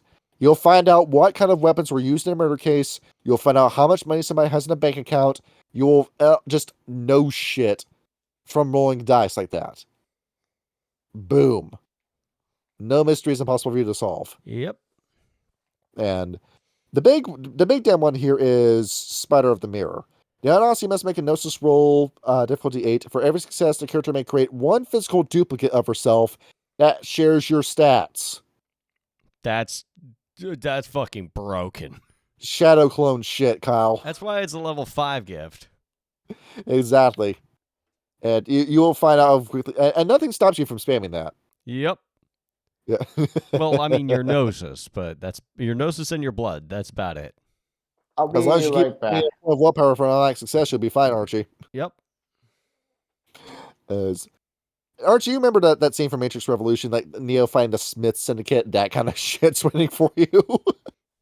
If an Ananasi has enough time to prepare, everybody you're fighting is just one guy. As they're all pouring out of the building. Yep. Oh, shit. Alright. The Hatar gifts. First one is called Blood of Pain. The character spends 1 blood point. The Ananasi must use ichor fresh from his body, meaning that he has to draw it from an open wound. The character's ichor causes anyone who ingests it to become physically ill with any disease. Affected characters must make a willpower roll, difficulty 2, in Anasi's permanent Gnosis score, or be rendered completely ill. Such victims must make a stamina roll every turn to take any action, period. That sucks. You will shut down an encounter with this. With a level 1 gift. It's that easy. You That's see what the terrible. Wormish Ananasi don't fuck around. No, they don't. Next one's called Wormish Kinship. With a Charisma and Primal Urge roll difficulty 8, you can convince any and all forces of the worm that you're on their side. That sounds dangerous.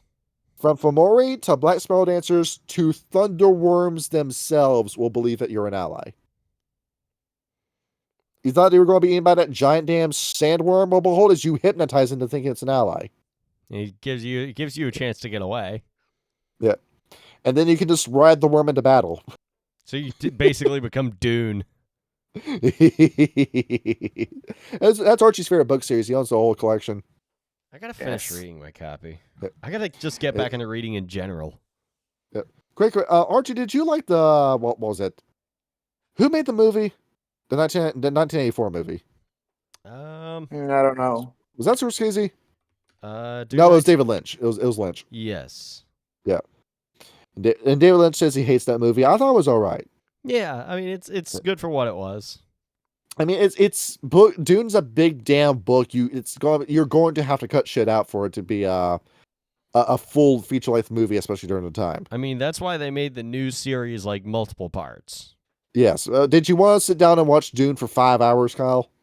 I like the first part, but I really didn't like how it ended. I feel like it should have had, a bit more substance to the ending to leave you wanting more. Instead, it's just like, oh, hey, look, there's that guy riding one of the riftworms. And then it just ends. And I'm like, what the fuck? Archie, what do you think of that?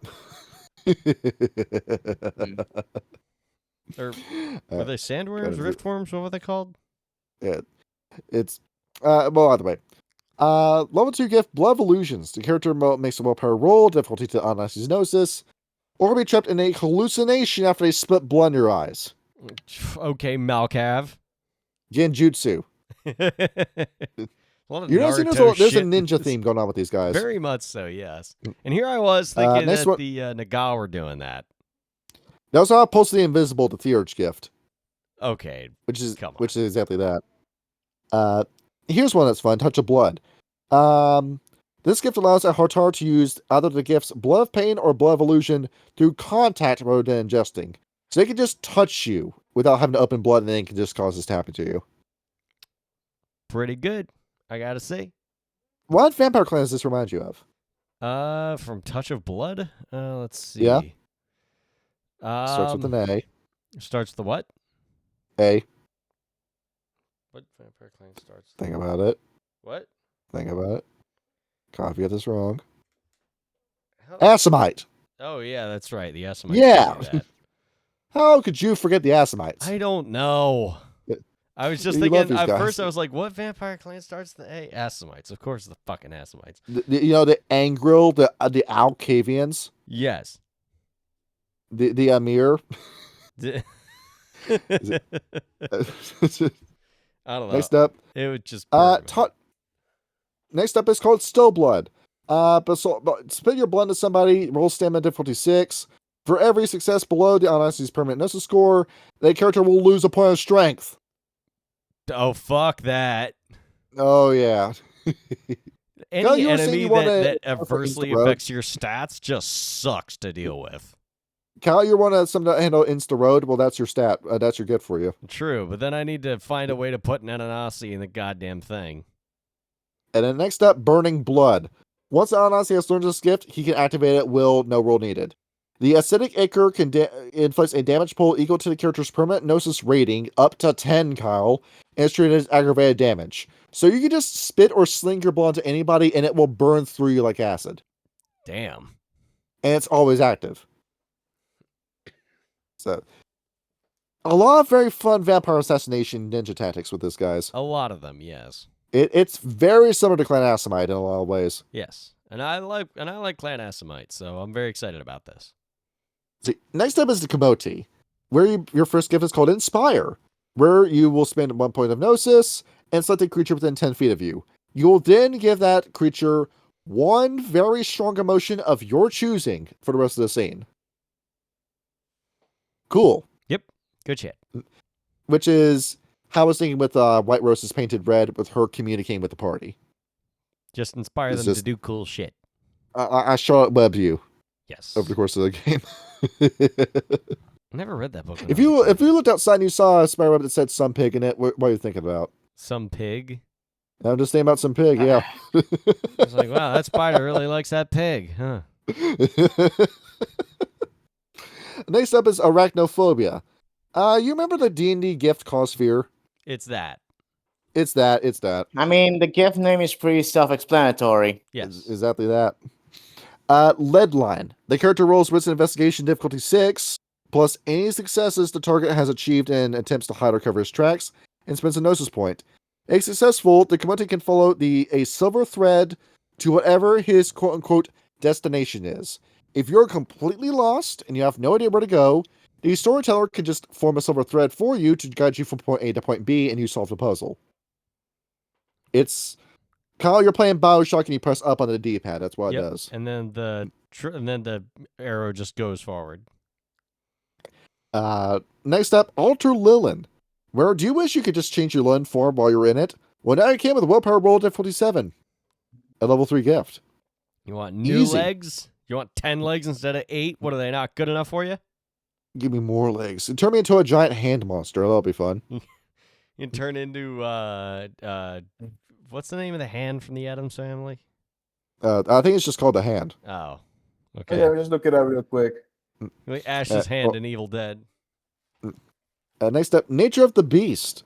This gift reduces its victim from their normal temperament to a raw, primal creature with their most basic interest. The affected creature affects only towards the fulfillment of one simple emotion. If the target is at heart extremely selfish, he acts only for Thing. himself. That's the hand's name. Thing. Oh, thing? Well, there we go. The thing. All reasoning and logic will desert the target. The character must make a Gnosis roll difficulty equal to the target's willpower. The effects for this gift last for a full scene, meaning that you can just select anybody and just select them into a frenzy that will last for an entire scene. So if you need a quick escape to something, there you go. Next up is assimilation, which is a Hamid gift. Interesting. Now, what do you think this does? It basically makes. Actually, I forget. It's been a minute. Hang on. This is a Hamid gift, by the way. This is something that every werewolf can do. Simulation. Well, not every werewolf. It's specifically a Hamid gift. So the player rolls manipulation and empathy. If successful, the character interacts with members of another culture as if he was one of them. This difficulty depends on how alien the culture is. The difficulty would be 5 for Garo Sept, 9 for Black Sparrow Dancers. You essentially just become whoever you're talking to, and just blend in with the crowd like that. Nice. So you're seeing a lot of the wild gifts are actually more based on information and communication. Yeah, it's kind of interesting that that's the wild. You figured the Weaver would be doing that more often. And now you got the wild giving you free passes when it comes to a lot of shit. And next up, your job or your faction. First one, the Myrmidon, your warrior. First one is the illusion of size. Roll manipulation difficulty 6 and it'll make you look bigger. And that's all it really does. Open Seal, level 1 gift with the Ragabash. Next one, Might of Anasa, as a level 4 gift, Anasi's hydraulic strength. Well, thank you for actually describing that to me. Well, okay, let me scroll back up to the general gifts. Give me a minute. You get level 4 gift at level 2, and that's all it seems to do. Alright. So the gift was called, well, I skipped this before. It honestly threw me through a loop with that. Where was this? I'm looking at this. It is called Hydraulic Strength. This player rolls Strength and Medicine, and the character spends a point of blood equal to the gift, how much you want to do with the gift. Her strength increases by 1 for every blood point that they spend. Which is cool. Yep. Potence. With Ananasi. Yeah, with 8 arms.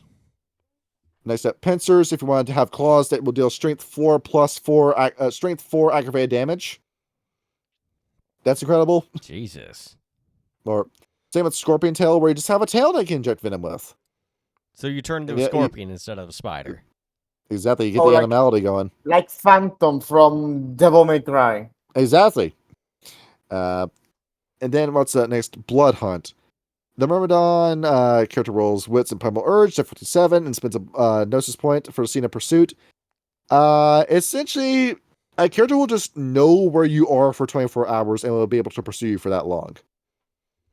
So, you remember how I was describing these guys as like the Terminator? That's it. Yeah. So you would have like beat of the heart drum, basically. You become the T-1000. Yes. And here's when it's fun. 1,000 hands. The Myrmidon needs only to spend a Gnosis point for the remainder of the scene. He gains 15 dice to his dice pool only for the purpose of splitting actions. The fuck? Incredible, right? Why? Behold, as you will never fail a dodge or attack roll with that. Oh my god, that's insane. Absolutely incredible.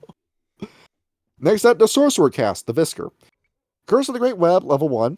The Visker touches his target and rolls a Cult and Wits, difficulty 6. Successes increase the effective gauntlet for the target that has to cross through. You raise an individual step sideways difficulty. In doing that. That'd probably Sucks, don't suck it? for a Theurge. You also got Mind Speak, where the minute I get a level 2 gift available as White Roses painted red, I'm immediately taking Mind Speak.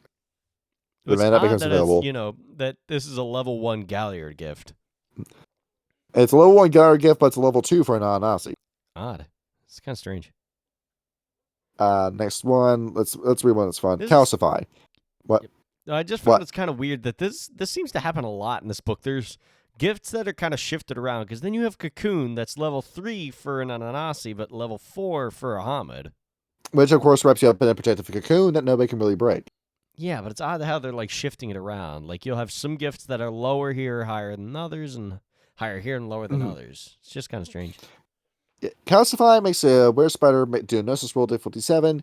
Each success grants them a targeted item or location 3 extra soak dice.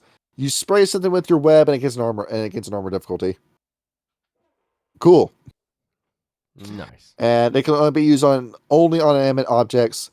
Vampires and robots do not count. Sorry. Yep. You can't argue with that with your ST. Brethren Call, where you summon more Ananasi to your location by spending a blood point and rolling willpower. And what's the fun one here? Let's do Summon Paradox Spirit, Kyle. Summon a Paradox Spirit. The Visker rolls Wits and Occult difficulty 8 and spends a Gnosis point. You then summon a Paradox Spirit based off of how many successes you have. That will proceed to, if that thing touches a mage, the mage instantly dies. So you just have a fuck mage's ability. Yes. Or if something follows mage, if it's something happens that a mage could have done, a Paradox Spirit will interpret that as a mage's action and will cause stuff to just undo itself. A Paradox Spirit can do. So basically, like if you're say trying to like infiltrate something built by the technocracy, and you've got just like this incredible quantum computer that's doing all these calculations for the wheel or for the timetable, you summon a Paradox Spirit and it just nukes the place. Exactly. Easy as that. That's insane. A gift specifically designed for killing mages. It's just a mage duke. Legalize nuclear bombs. Yeah. I haven't done that bit in a minute. And next, the Weir Strut, the questioner. First one is Alter Mood, where it's very similar to Inspire. You spend a point of Gnosis, and you change the guy's mood. You have passed a vibe check. Congratulations. Next up, Binding Spit. The player rolls a blood point and spits in somebody, and then it gets stuck in place. Yep. Equal to a number of turns, based on a dexterity and melee roll, difficulty 8. If you needed a ranged bind attack, basically. Mm-hmm. Full on Spider-Man shit. Yep.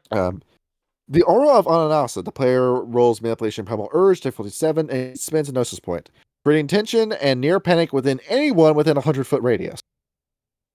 Cool. Yep. If you all resist it, it's willpower difficulty 7. More fear.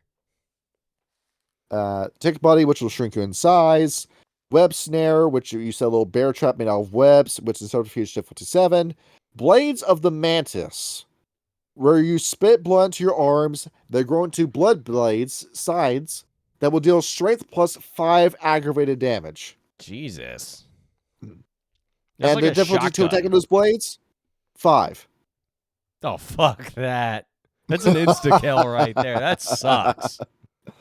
And next up is the really good one, Razor Webs. Somebody will walk into your web and immediately take up to 6 levels of aggravated damage. It reminds me of that fucking bit in like the Simpsons 7 Deadly Sins. And Homer's like laying on a hammock and he's like, wait, I thought I was killed by the magic spaghetti. And then he falls through it and just like a pile of meat. Exactly what happens to you. Kyle, I gave you my copy of 7th Stand User, right? Yes, a very long time ago. There's one specific encounter in it that I thought was really intelligent. What was that? You encounter a guy who has it's an OC character added to the game, and his stand is called Dirty Work. What it does is that it turns air molecules into razor blades. Oh, fuck that. It's an encounter where you don't actually fight the guy. Well, you do fight the guy. You have to go through an entire maze to get to him. You can get a game over in the overworld just from stepping on the wrong tiles. That sounds like some Sierra bullshit. Maze. Exactly. It's actually a really intelligent encounter because he falls apart relatively quickly, but his stand will fuck you up if you do not recognize it's trial and error gameplay ultimately, but smartly done. I didn't think there was a way to do that, but okay. And there's also another level 5 gift with the Wistra, Summon Net Spider. If you want to summon the giant robotic spider demon with machine guns, we'll go ahead, be our guest. Sounds like a great idea. Nothing could possibly go wrong with that. Exactly. And we usually skip gifts and rights on this page. It's like I always find the rights to be just a mouthful and a yappuccino to do whenever we do an episode on these. Yep. They are So- quite long. So we'll wrap this up by listing off what Queen Anasa can do for you. Yes. Her Where- is a totem. Yeah, this is just a free stat enhancement for So basically everyone. you grab Queen Ananasi, that's her name. Yeah, Queen Anasa. Okay, you grab because you love goth spider mommies. Basically, yeah. You ain't wrong. You got that spider kink going on. See, I You know, like I have a picture. a spider kink, no, a leg kink, like the guy from Monster Girls. But there's a problem. She's got 8 legs, 7 vaginas.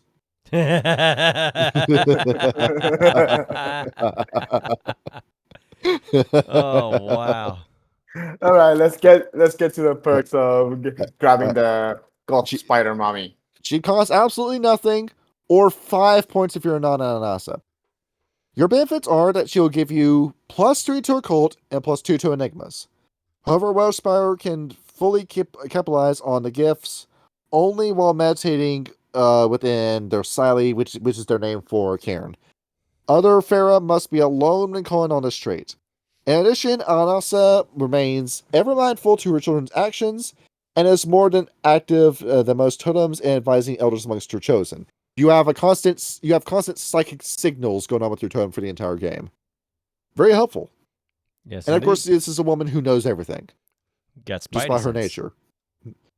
The ban is that Ananasi specifically, must obey the laws of their litany as holy writ, never disobey them. Deliberate violation may cause Anasa to withdraw her guidance. Repeated offenses draw greater punishment.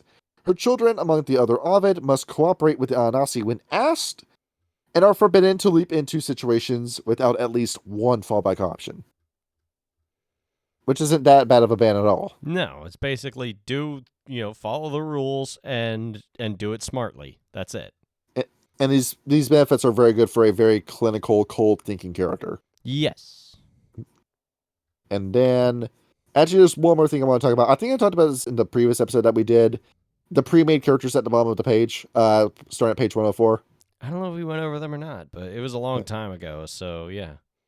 So the Exterminator, you remember what we were talking about with the Hatar Myrmidons, the Hatar Warriors, Yep. the Agare? Yep. That's that. This character's a professional, the Aguirre. He's a professional assassin is the concept behind him. Yep. And you notice in this quote, he's using Hotline Miami speak. Miami what? Hotline Miami code.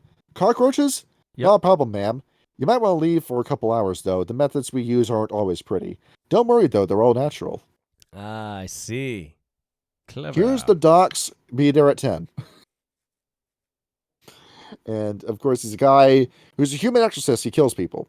Yep. You didn't have the art director, the Amari Alaquid, where it's a guy who is obsessed with maintaining the wild spaces through art.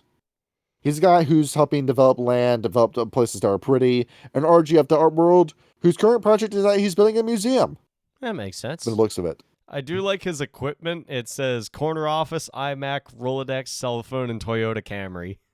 Yeah, he's doing pretty well for himself. I'd say so, yeah. That's a lot of stuff for only 2 points in resources. Yep. And then, probably the best one, the Gadarin, the gardener. Yes. Behold. Don't stop, don't smell them. It's a spider who is just a normal spider in a garden who liked roses and then became intelligent. And he does the job, and then he comes home to his roses, and then just hangs out in his rose garden. Honestly, that's it. it sounds really peaceful. Yeah. These are roses for him only. He will kill you if you come near his roses. Yep. And that's the thing. That's the character. Next up is the prom queen. We didn't really From the talk start about of the book. the Placare, which is that vizier of the weaver I was telling you about before. Yes. It's a social butterfly who's all about here collecting collecting information as many people as she can, so she can betray them. Sounds Awesome. about right. The exact kind of woman you want as your friend, right? Yeah, that's probably why her friends in her school stopped hanging out with her. And next up we have the Kamos, the porn star, where she's making evil, drugged up, worm-aligned porn to figure out how to better infiltrate the sex industry and expose it from the inside out. So a literal Black Widow. Yes. Check out the spider crawling up her leg. Yeah, that's pretty messed up, isn't it? That's a turn on, isn't it? No, I don't think so. There is. Tight Also clothes, love, hard boots, and pepper spray. Like concept sex as a weapon. Basically a Torador anti-tribute. Pretty much. Exactly that. Well, not And then, even of course, you have anti-tribute, Ananasi. It's probably just what Toreador do. Yeah, that's how Torador feed on you. In the middle of sex, you think you're having a good time, and all of a sudden they chomp into you. Yep. That doesn't look like an ordinary hickey. And there we go. So, I think that's a wrap. Yeah. I mean, that's the Ananasi. That's the spider people. So there we are. I'm very, I really do like these guys. I feel like we need an entire game that's just based around these guys in particular. They have grown on me a little bit after rereading the book, I will say. Mm-hmm. These are very chilling, psychopathic kind of characters that you can do. You can use these guys in a lot of situations. Yep. If you want to do like an No, adjustment not build- really. Go ahead. They aren't really psychopath. More like, amoral. Yes. Very. Like actual Simichi. They are amoral. You're above this good and evil shit. Yep. Yeah, You above have- good and evil. You're just doing what's logical. My You're motivations filling in a transcend role where comprehension. Trent has failed. It's absolutely fantastic. Oh, and by the way, who wrote this book, by the way? This book was written by... Brett Brooks and James A. Moore. All right. Yep. They So did a once damn fine job, I'd say. Yeah, when you see these two names, they tend to be people that make very good work. Oh, yeah. So we are. So yeah, Archie, would you be interested in playing Ananasi anytime soon? Yes, I'd be interested. Doing the whole Spada game. Yes, I'd do the spider game. Let's wrap up the episode here so I can get a few extra minutes of sleep in. Yes, indeed. Play a spider. They're actually pretty cool. And thank you for the episode, Archie. Yes, thank you for You're coming. welcome. And with that is a GN from me. Good night, everybody.